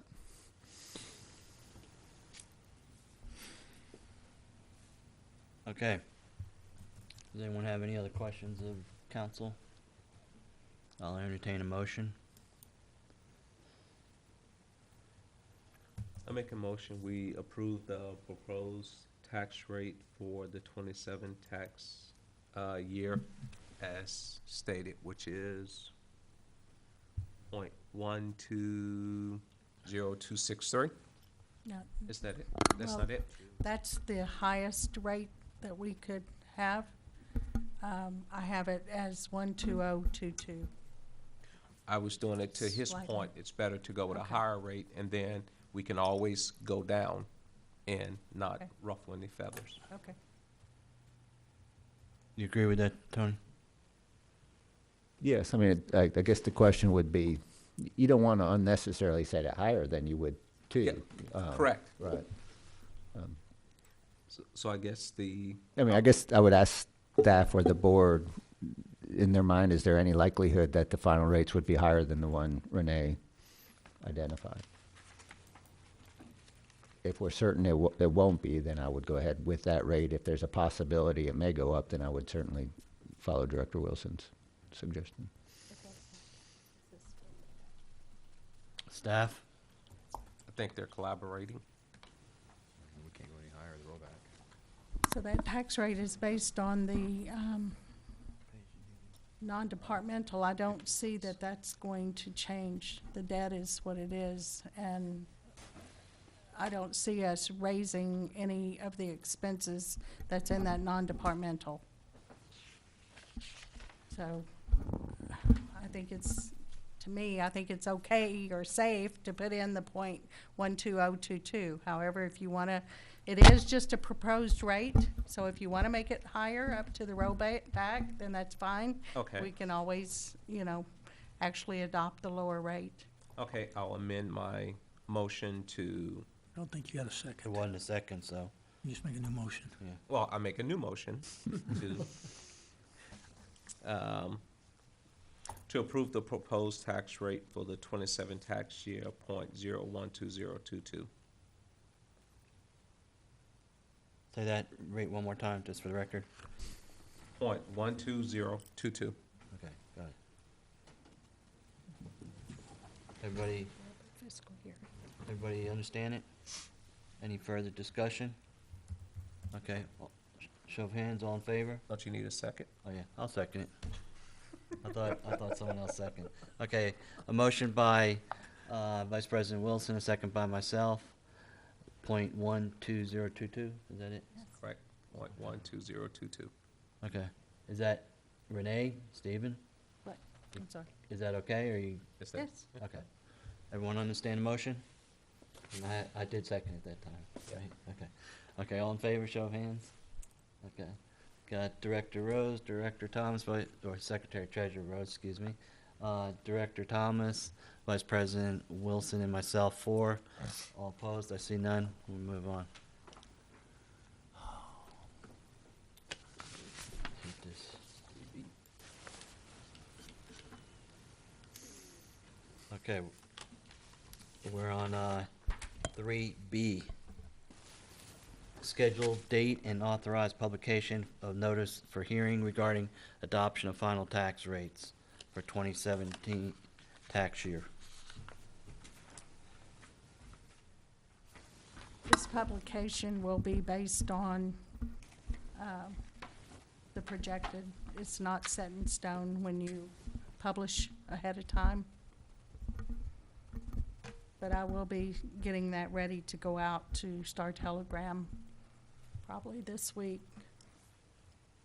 Okay, It's supposed to be published, I believe, 7 days prior to the September 19th meeting. okay, so you'll be doing it this week? I would like to get it done and out of the way. So if I can get it to them tomorrow, which I've already typed it up, and I just need to change the tax rate. Okay, If I get it to them tomorrow, then it could actually publish next Wednesday or the 30th at the latest, which would put us well ahead of the time required. okay. Anyone have any questions on that one? Okay, Just, since notice is being published, it's obviously critical we have a quorum of directors at your next meeting, and is there any possibility that none of you may make it? don't know what, I don't have Chris's 8-ball in my car. If there's any concerns about having a quorum, let staff know so that we can respond accordingly. Okay, thank you, Tony. Okay, moving on, agenda 4, consider and take appropriate action regarding the extension of the term of the non-standard water and wastewater service agreement for JSB Properties, LP, for the development known as Trophy Club Town Center. Thank you, Chris.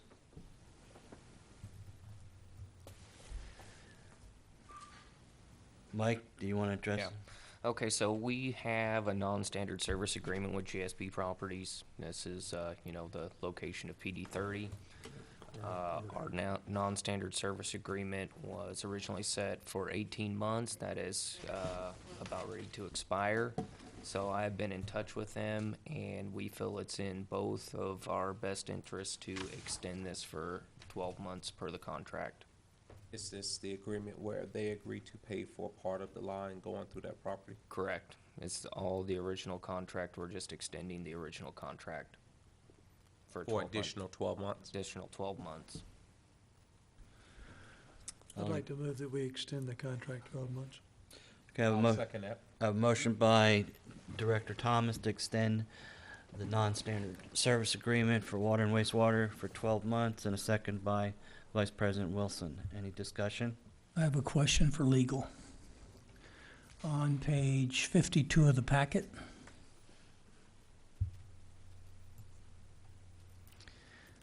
extension, 1.1, extension, second sentence.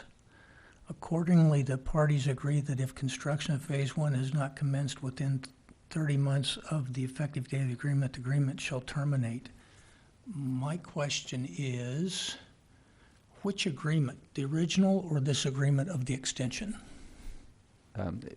The underlying agreement, if you look at the defined term for the extension, it's actually defined as extension, not agreement. So any reference to capitalize agreement refers to the original agreement. Thank you. Above recitals is what you're referencing, correct? The first paragraph?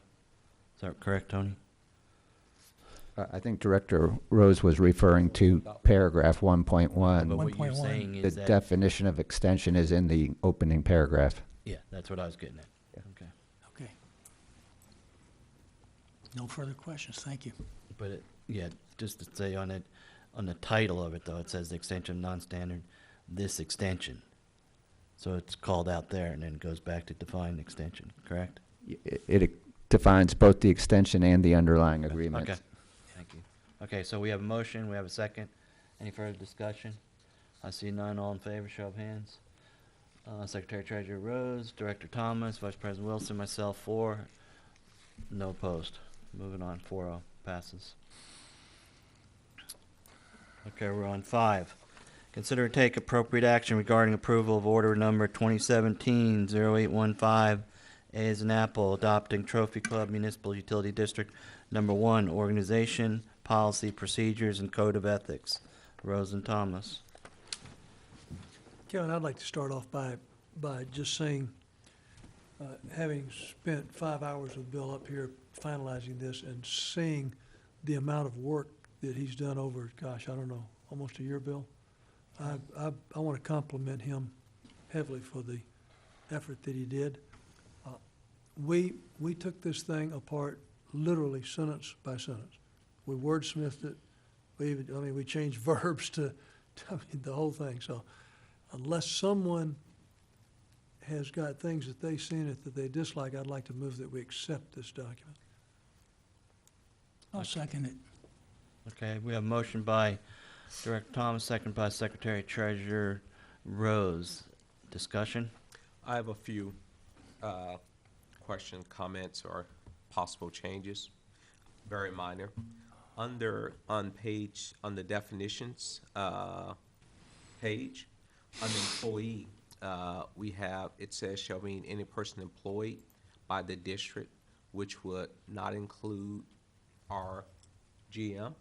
And so I added something that says or contracted in lieu of employment, so that would cover our GM.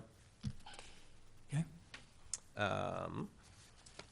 Greg, say exactly what you added where. So if you go I to think I'm in unemployed, agreement. I just want to see it. where it says the term employee shall mean any person employed, and I'm adding or contracted in lieu of employment. Okay. I'm sorry. If we do that, we need to make sure that's not inconsistent with the phrase, but states it does not include an independent contractor. Because Carmen is currently an independent contractor to the district. Okay. So maybe, so how do we differentiate the GM from who else, what other independent contractors do we have? I would be an independent contractor. CP&Y is an independent contractor. Yeah, we need a way to differentiate. And that's what I tried to do when I said, or contracted in lieu of employment, but you would fit that category, because technically, we could hire you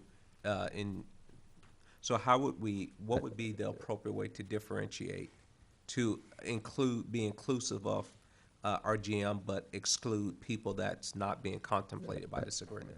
I think we would just modify that to state that it does not apply to independent contractors except for any contractor retained as general manager of the district, so that it would apply to them.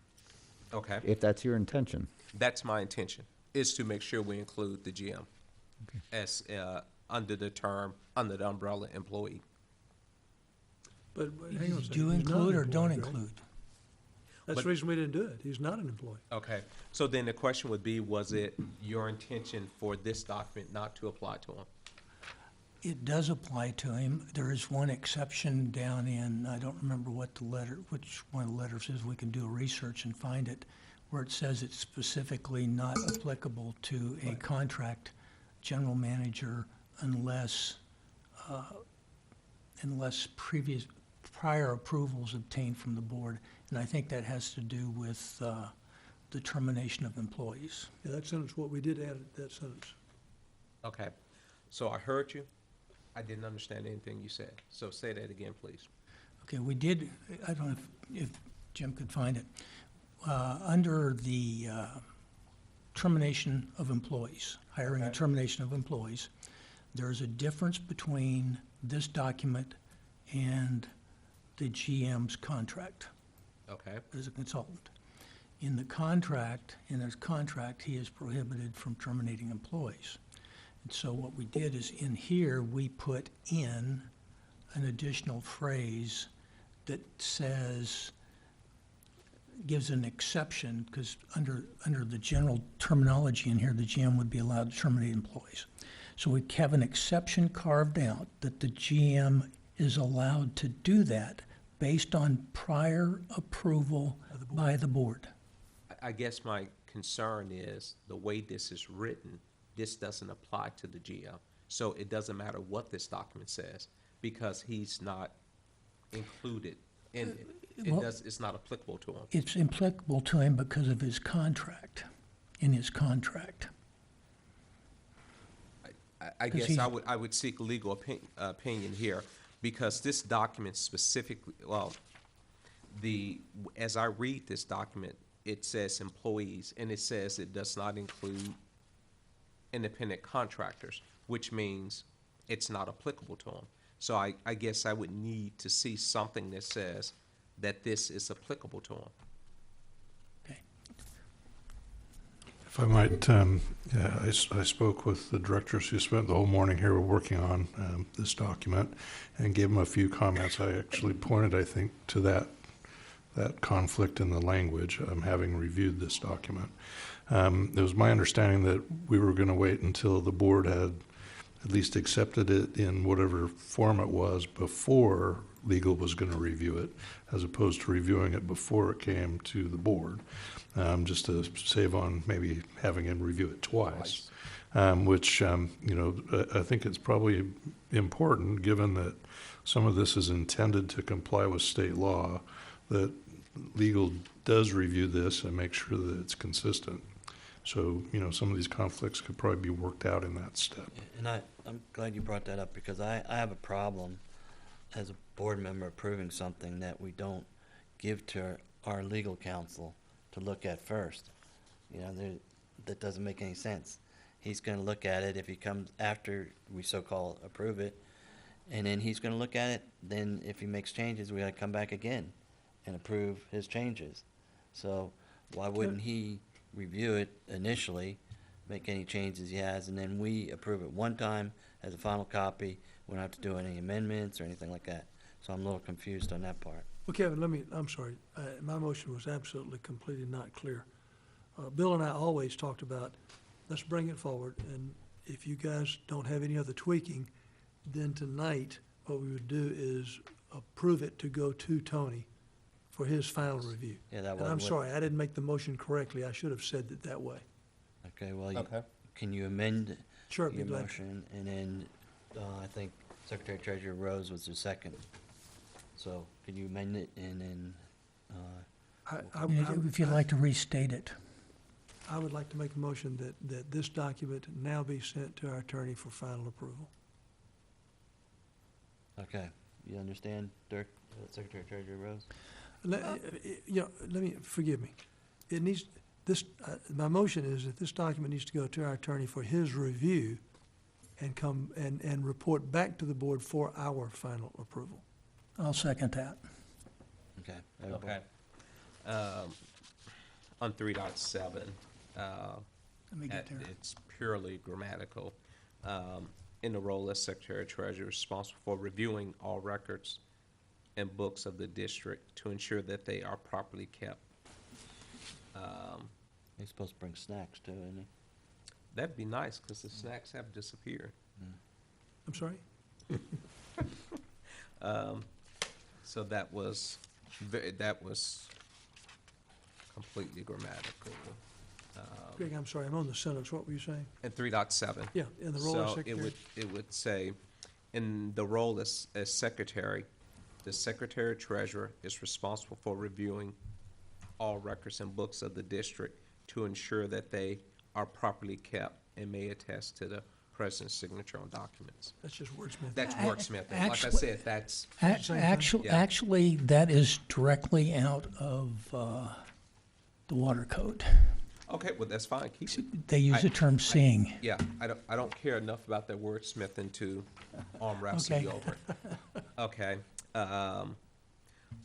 the only other comment I have would be on E, on 905, conflicts of interest. Just a second, let me get there. 905.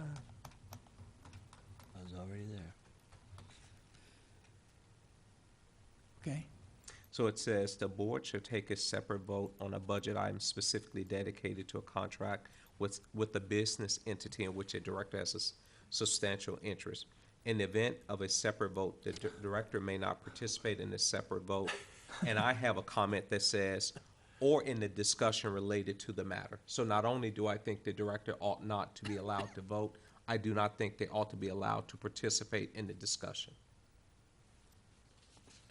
That was the last comment I had. And what you're saying is, I think, I've seen that covered someplace else. I think it's in statute, it was an interpretation or something that goes exactly what you say. If you have a conflict and you are the one board member that does, you announce your conflict and you depart the room.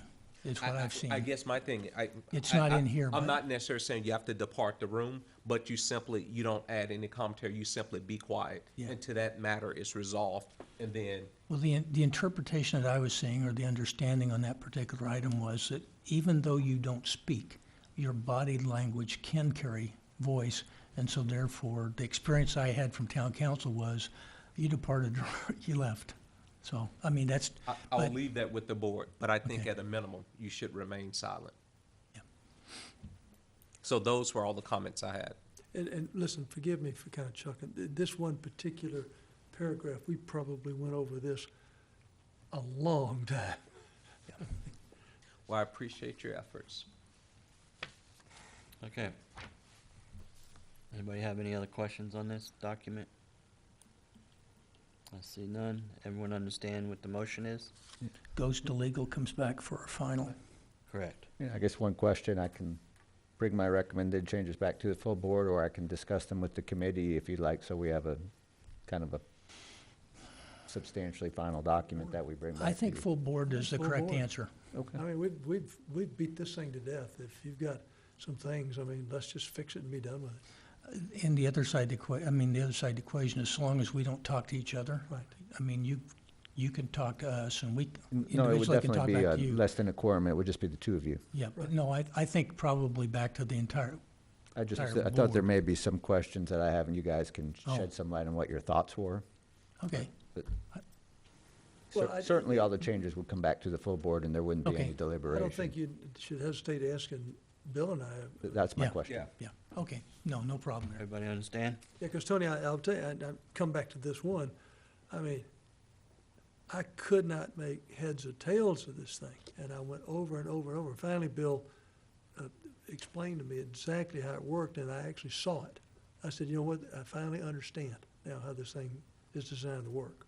And it's another one of those direct verbiage things Right. out of someplace else. Okay, so we have a motion to approve this document for legal review and bring back to the board at the next meeting for appropriate action. Is that correct?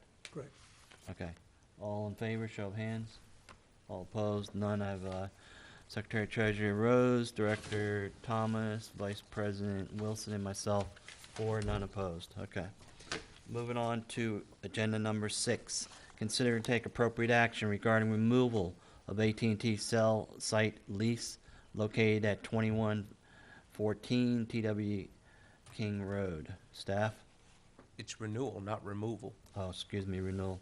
I wanted it removed. But I don't Thought get any thought cell I missed service. something there. Yeah, cell service is 0 at my house for AT&T. Okay, so what'd you have, Mike? We talked about Well, I don't know.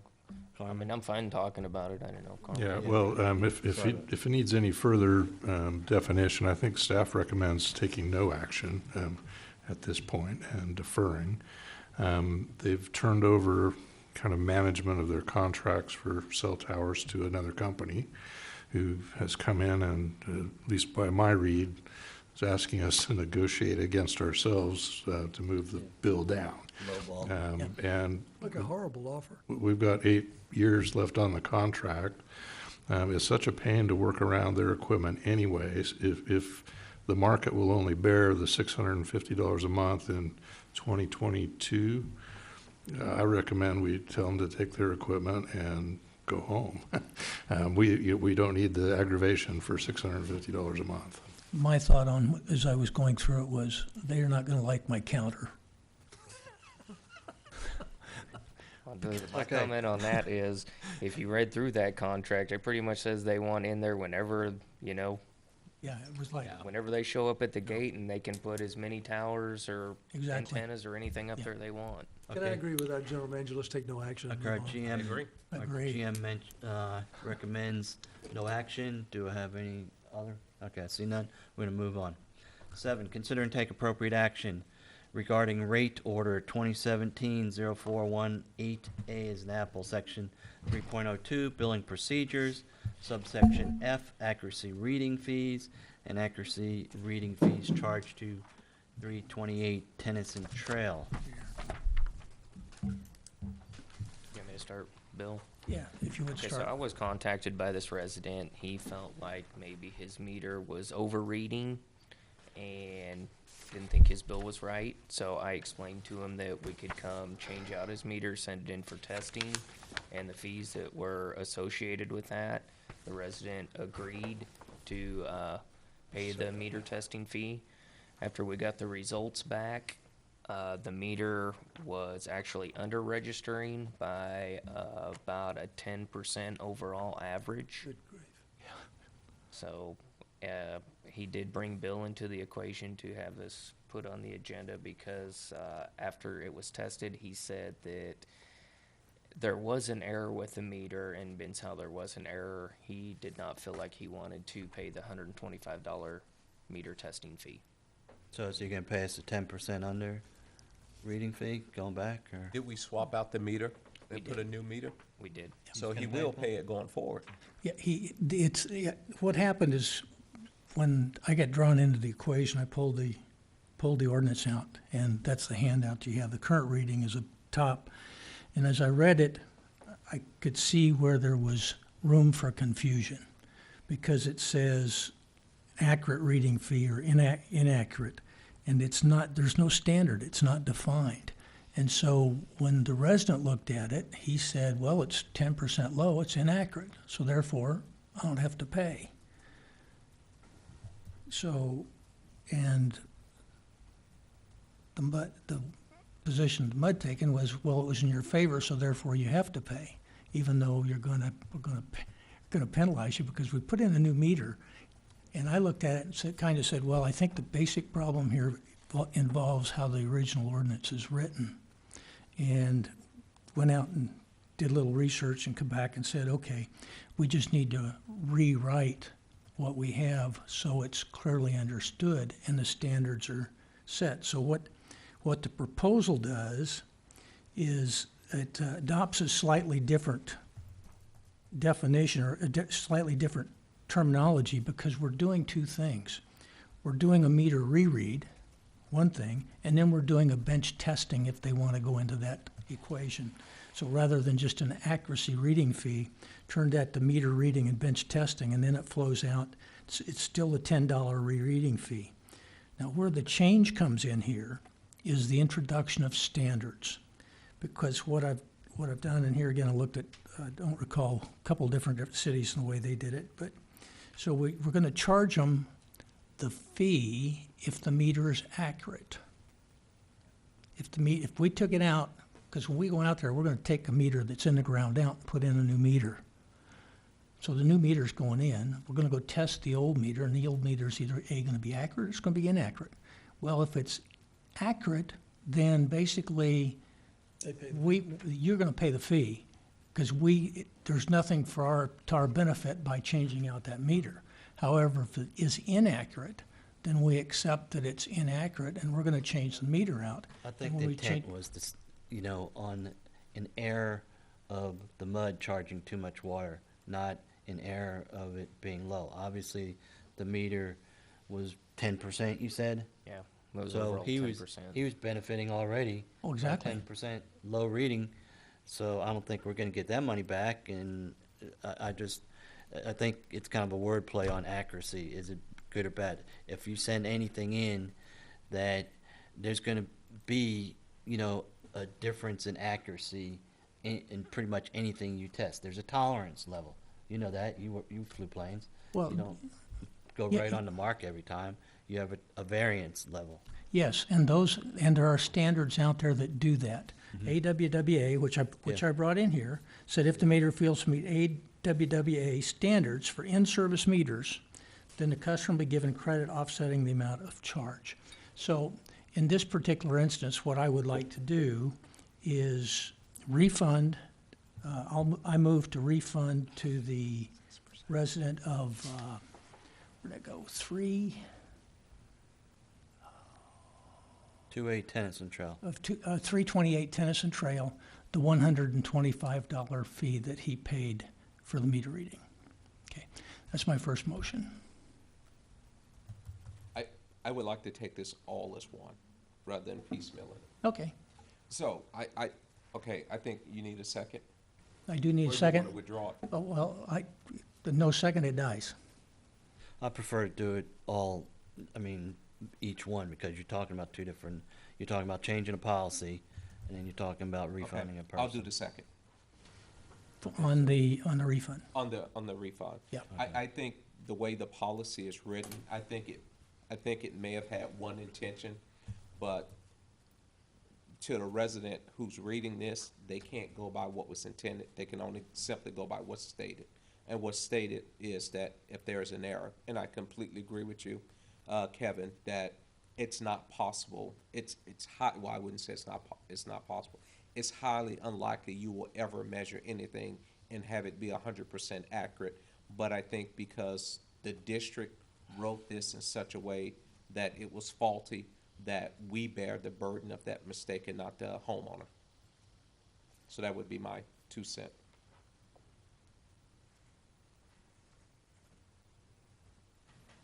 Okay, Vice President Wilson has a second. Secretary Treasurer made the motion on to refund the owner at 328 Tennyson Trail the fee of $125. Is that correct? Yes. Okay, any discussion? Okay, I see none. All in favor, show of hands. Okay, unanimous. The reason I voted, just to say, you know, I don't agree with the making a standard, okay, you wordplay each policy, but to me, proving to that person that our meters are correct, that's worth $125 right there. I So, say then let's charge $125. yeah, Okay, okay. okay. Now I'll make a motion to replace the current section F with the proposed section F in rate order 2017-0418A, section 302 billing procedures, subsection F, accuracy. I'll second that one. Okay, what happens here is exactly as President Carr said, there is a variance on a used meter that they have standards set for. That variance is based, I'm gonna mess the terminology up, but anyway, it's based on a high flow, an intermediate flow, and a low flow. There are 3 sets of readings they take, and then that percentage also changes based on the type of meter it is. So what we do is rather than coming back and say it's this percentage to that percentage, we adopt those standards and then we can comply with it without any further. Okay, can you just real quick on your motion? You had discussed, like, an interpretation of it in there. Well, the motion is to replace section F. Okay, that's Okay. good. Plain and simple. Okay. Section F, meter reading bench testing fees, correct? Yes. Okay, I'll second that. I already did second. Oh, he's second. Oh, I didn't hear you, sorry. Okay, motion by Secretary Treasurer Rose, a second by Director Thomas. Any discussion? Yes. Okay, I'm a big believer of keeping it simple. and to have, we're measuring a million different ways to Sunday.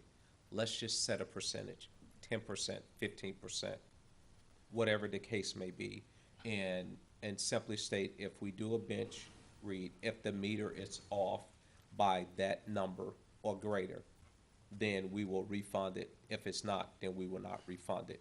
Getting into high, low, if it's this and that, and talk to your cousin, and then confer with Trump, and then talk to the Supreme Court president, to me, too much for something as simple as $125. We'll burn that in staff costs trying to do the calculations. Let's just come up with a number that's simple and just say it's 10%. When the meter's tested, But there's, it's tested to those three standards, as I understand, talking to the water superintendent. It's tested, and it's tested to AWA standards. Make it real simple, the AWWA standards, it has that percentage in there. It runs from like a 98.5 to like a 101% accuracy per AWWA standards. So if you adopt that, those percentages will be in there. And it'll be the national standard. So when you test it, the group or the organization that tests it automatically apply those standards, and they will come back and say yay or nay. Correct. I think we need to publicize those standards somewhere, because I don't think it's reasonable for someone to be judged against a standard and they don't know what the standard is, because I don't think they know or really care about AWWA and that whole thing. I think we need to explicitly spell it out if that's what we're well, going to I have mean, them. in our policy, we can have a link to that page, but, That's fine. I mean, that's all that require. I don't think the normal resident's gonna look at it anyway and know. Trust me, if this guy would have looked at it, when it becomes applicable, they'll look at it. And if we don't make it available to them, then I think it's going to be a concern. Okay. I agree with putting the link in there. Yeah. But when we get into the types of meters, whether it's a dual jet meter or something like that, somebody's gonna have to explain some of that to me if I wanna get that deep. Because Okay. I got no idea. Carmen, you have anything to add on this? Maybe just a question for legal counsel. I'm aware that both in Fort Worth municipality and in Raleigh, North Carolina, also a municipality, Fort Worth was allowed to back charge for underbilling for a year, and in Raleigh, they were able to do it for 3 years. I had a council person in Raleigh who had a meter that didn't work for 3 years, and we back charged him for his average usage over those 3 years. Is there any similar provision in the Texas Water Code that would allow for a recompensation of underbilling? The TCEQ has rules that restrict what private investor-owned utility, and I think it's 6 months they can bill in arrears. For a political subdivision such as the district and a municipality, it's actually just governed by whatever policy is adopted by the board. So if this board adopted a policy prospectively, you can't do it retroactively, memorializing some type of policy as to how far it can back bill, then that would govern going forward. So it's a question of policy for the board. Could we put that on a future agenda item, just make a mark to discuss it and see if we wanna go forward with it? Quick question, Mike. With the various scenarios, it seemed, what was you said there was a couple of fluctuation. It seemed to go from what percentage to what percentage? It was 88 was the low percentage, 91% was a high. So it seems to go from 12 to 9%. And it was an average of 10% overall. I guess my thing is, when in doubt, I always go with the simplistic. Why do we have to be that specific? Why can't we just simply say 10% and not have to provide a link? I look at this as looking at a greater standard. Somebody larger than the little old Trophy Club Municipal District 1 who decided to grab a number out of the air and say, oh, let's make it 10%. AWWA is a little bit larger. They've done the studies. They've got the background work. You can go back and do the homework, and you'll find that they've done a lot of studies on determining what the range of degradation is of meters over time and what they do. So that's why I pick AWWA. Yeah, and I guess my thing is, they provide a guideline, and our number is within their guideline, and it's simpler, and you achieve the same result. That's just my 2 cents. Okay. I'm all about Yeah. simplicity.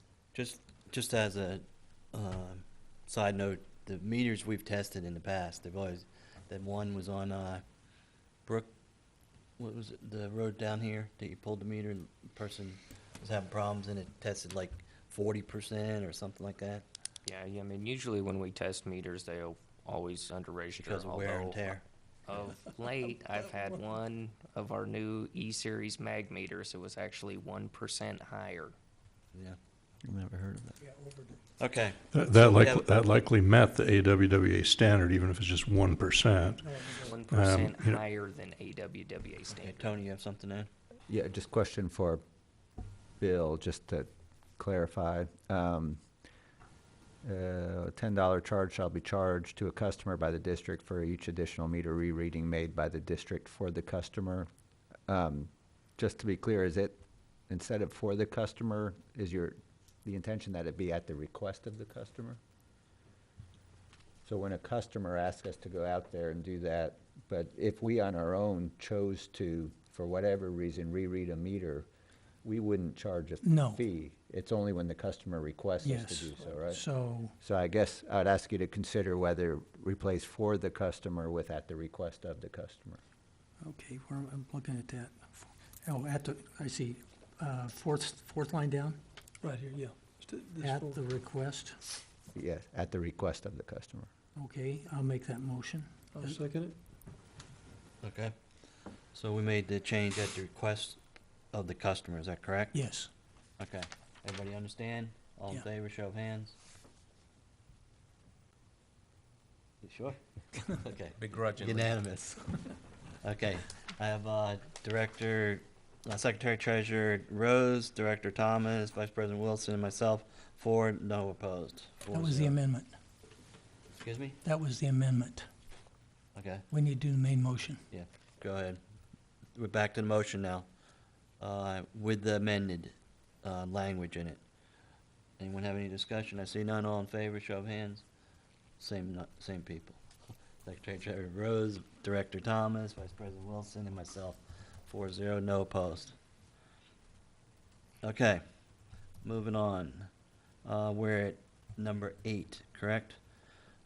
Consider and take appropriate action regarding district bank signatories, including A, approve resolution 2017-0815, A as in alpha, designation authorized signers on prosperity accounts. We'll do these one at a time. Okay, do I have a motion on that? Who the signers first off? Yeah, who's this for? You can, All the directors or signatures? Is that yeah, correct? it's we've- removing Shane from any accounts. I didn't include the signing sheets.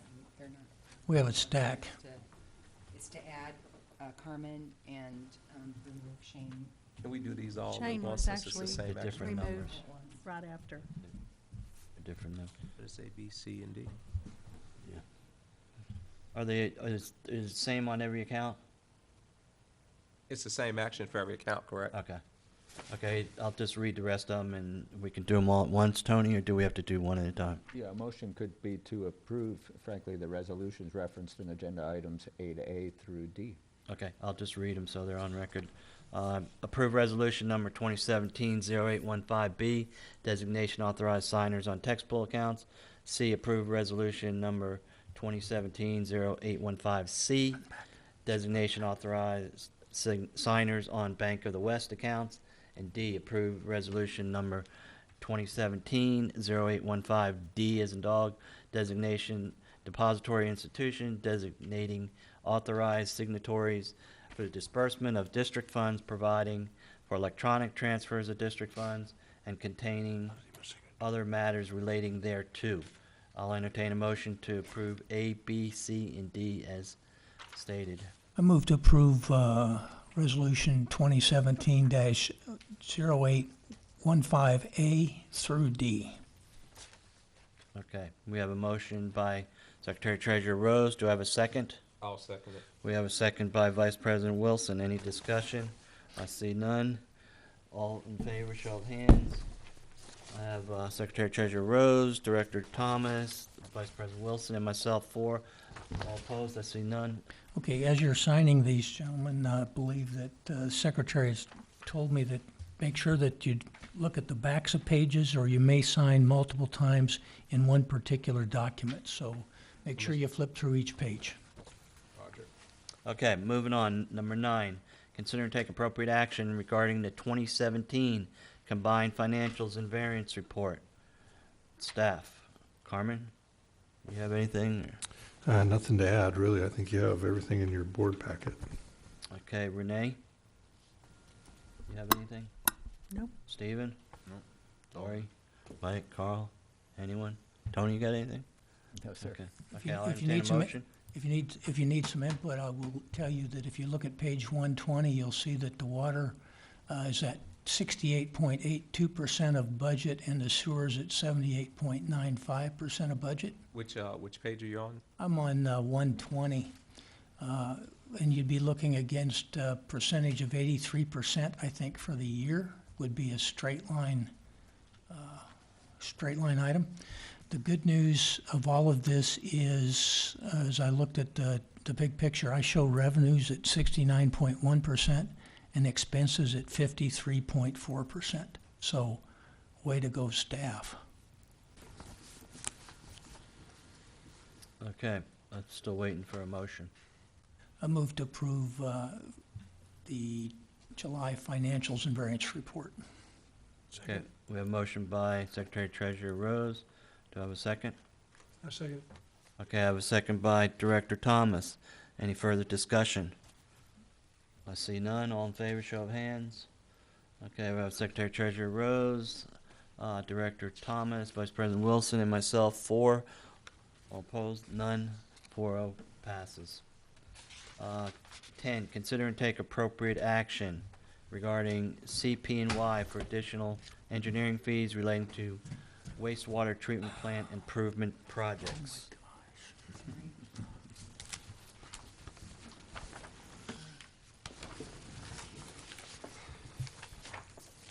Is this the 372K?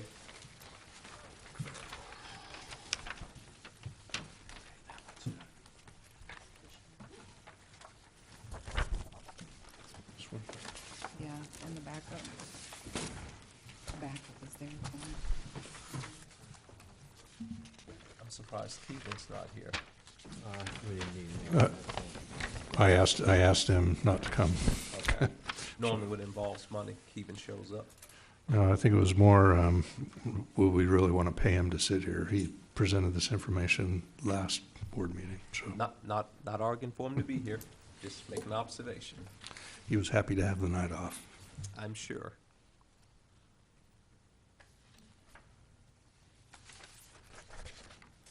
You guys are killing me here.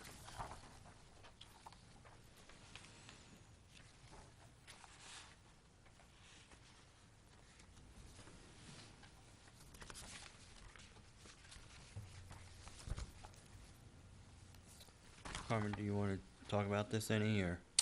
I think it's part and parcel of a project that has gone over budget and over schedule.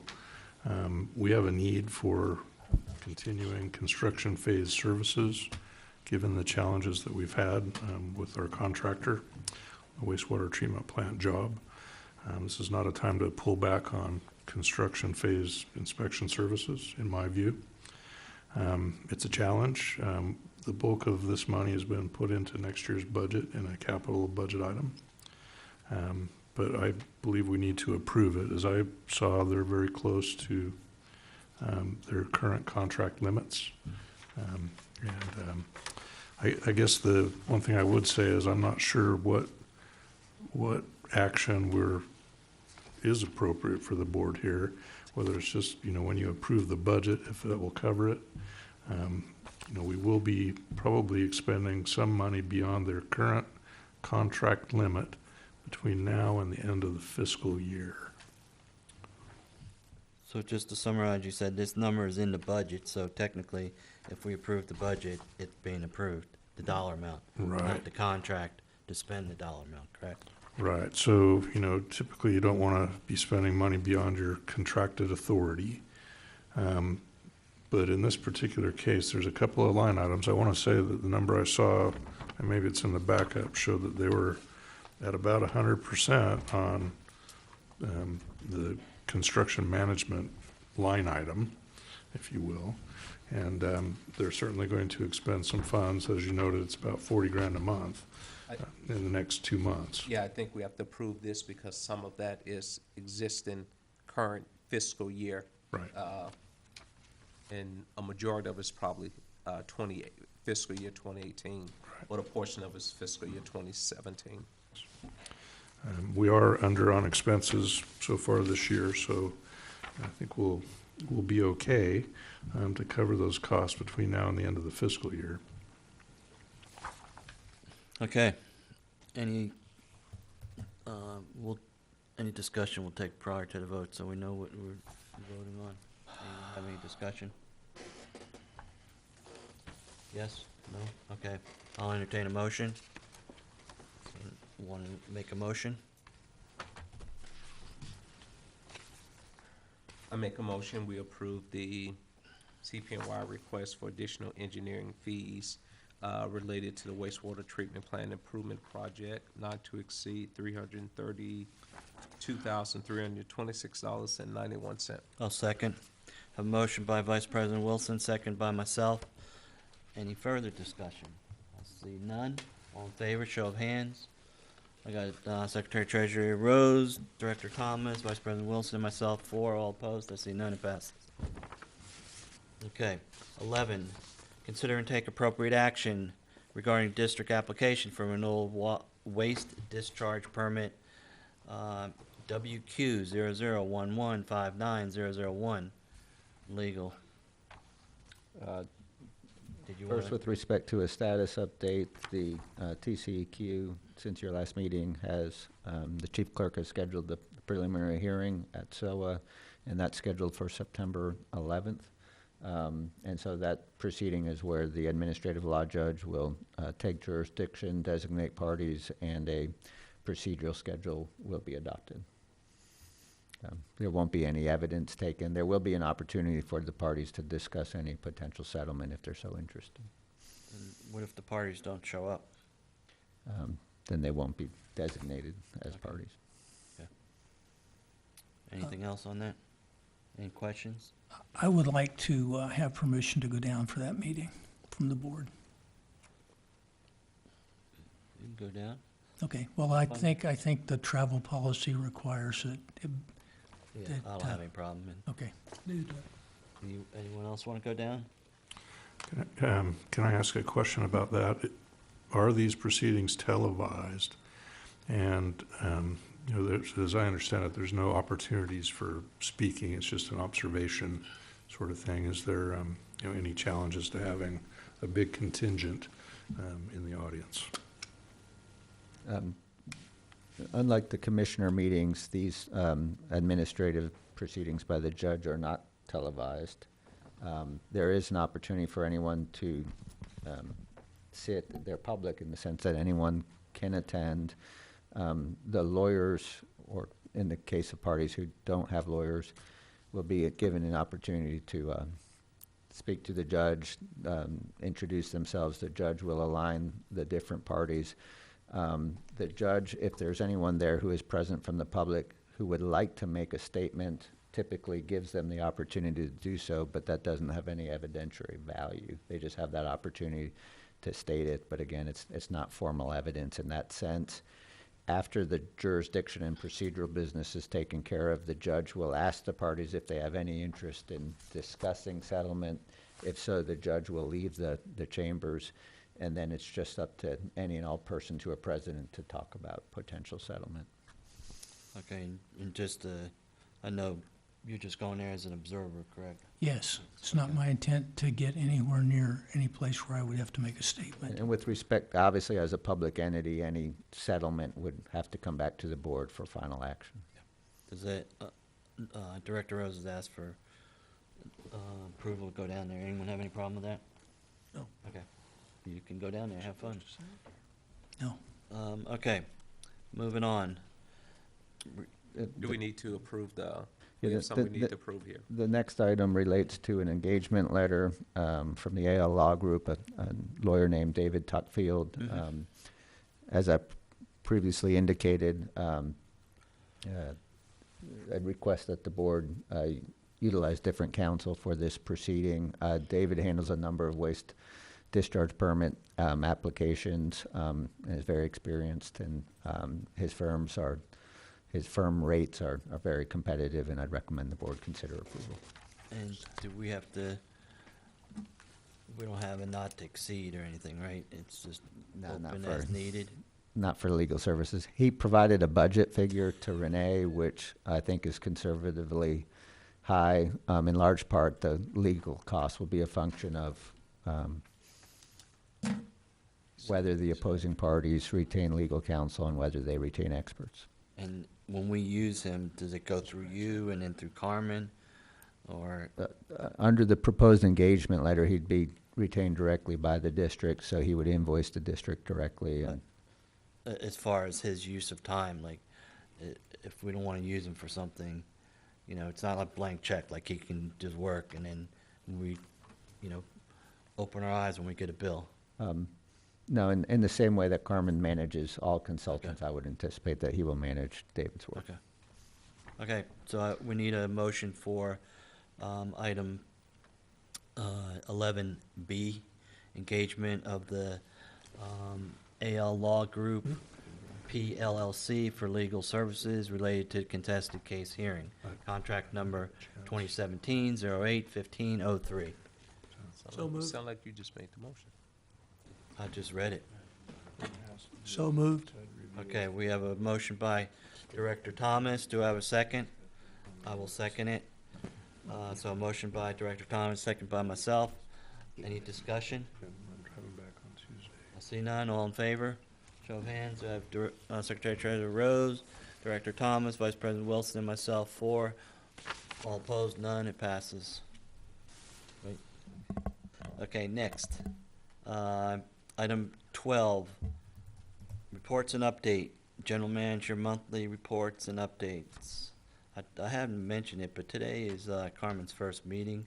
Welcome aboard. Glad to have you on board. Thank you. It's been an interesting 2 weeks, and with respect to the general manager report, you have a number of documents in your board packet. Staff is here to answer any questions. I'm still new and learning, so we'll have to rely on the staff for. I was happy to see the email on the tree mitigation. What was, Yes.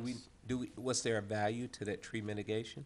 Okay, so we had Half Associates perform the tree survey for us. That was presented to the town with the request to waive any tree mitigation if any was necessary. The town has come back and basically said that no mitigation is gonna be necessary. They still want us to fill out the required paperwork, and I think we're doing that now, I'm assuming. Yes, thank you very much to the town council and Carmen and, And to the city manager, or the Right. town manager. That was my next He one. helped out with getting that through. right, thank you very much. Much appreciated, and the customers appreciate not spending that money. So, anything else, Carmen? No, sir. Okay, anyone have any questions? One of the things that I will say is we did bring the Wise Guys program back. I believe Jim Thomas wanted an update on that. Out of the top 500 users that we've mailed out this information to, 51 have come back and utilized this program to date. It's not a lot. No.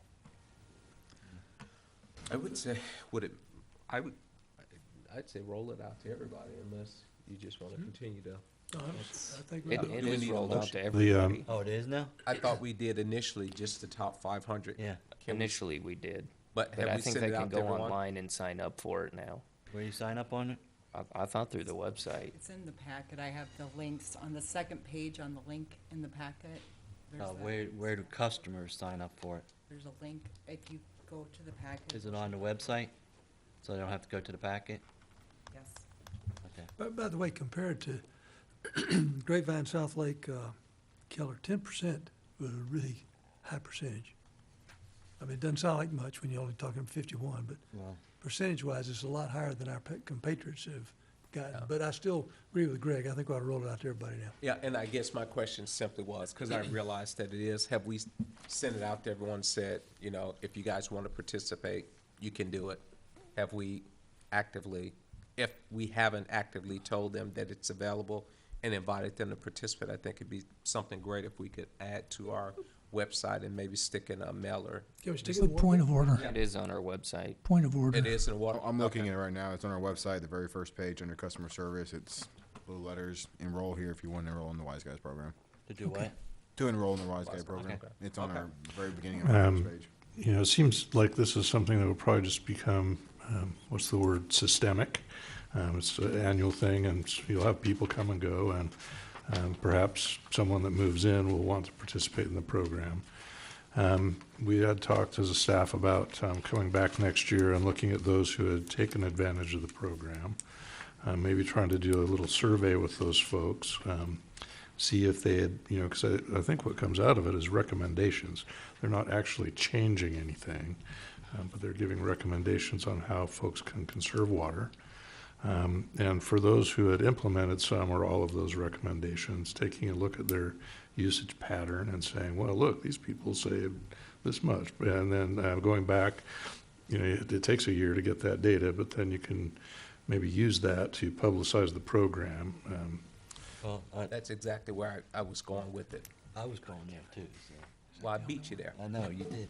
Okay, I suggest that you probably do like a YouTube testimonial, you know, just do like a little video of people, you know, telling how much they save, so people can either go to YouTube on their phone or go to the website and play YouTube like our meetings. And, you know, just do a testimonial on what it did, pro or con, for 'em. So, okay. Anything else on the updates? Anyone?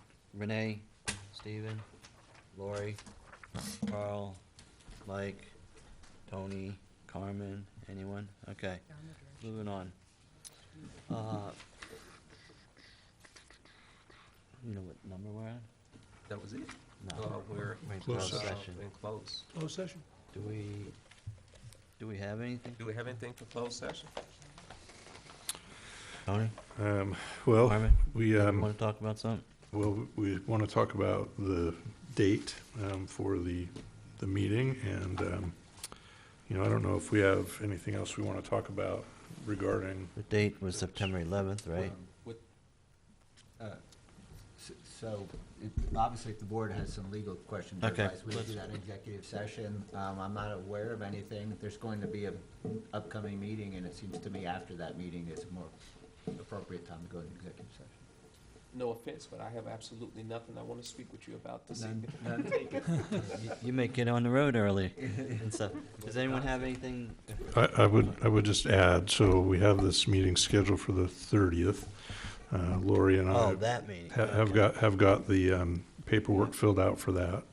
We'll probably, you know, the delegation from the board is the chair and the vice chair. We will probably need to have some form with our council, Matt, some form of either a conference call or a pre-meeting to talk about strategy for that day, you know, rules and those kinds of things. So it probably can be done in a conference call with, maybe in my office with Matt before the 30th. Did we ever nail down a time? I know I requested yes, sir. slip until 11 o'clock. Yes, Was that accepted?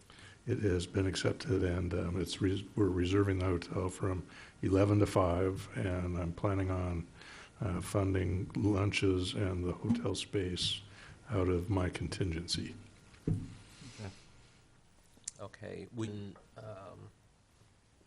Okay, if the other two want to chime in, or, I mean, Greg and I have already been approved to attend the meeting. So, do y'all have anything, or, okay. Okay, so we don't need executive session.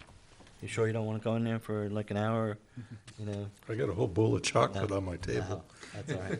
Okay. There was no 13, there is no 14. Items for future agenda is 15. Do I have anything? Lori already gave you one earlier. I You think, have that one? Policy regarding backfilling for Correct. under-registering meters. Correct. Anybody else have anything?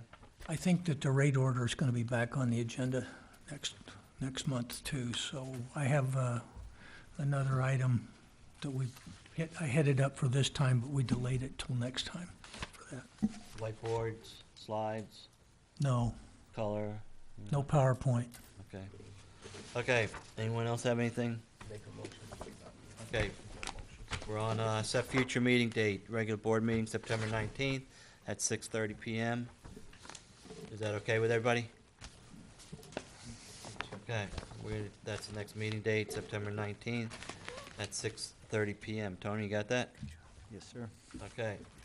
And we're down to adjourn. It is 8:51, and we will adjourn. I'd like to reconsider a prior motion that I'd made. Go home. Meeting's adjourned. Like to reconsider whether or not you should be allowed to continue to breathe.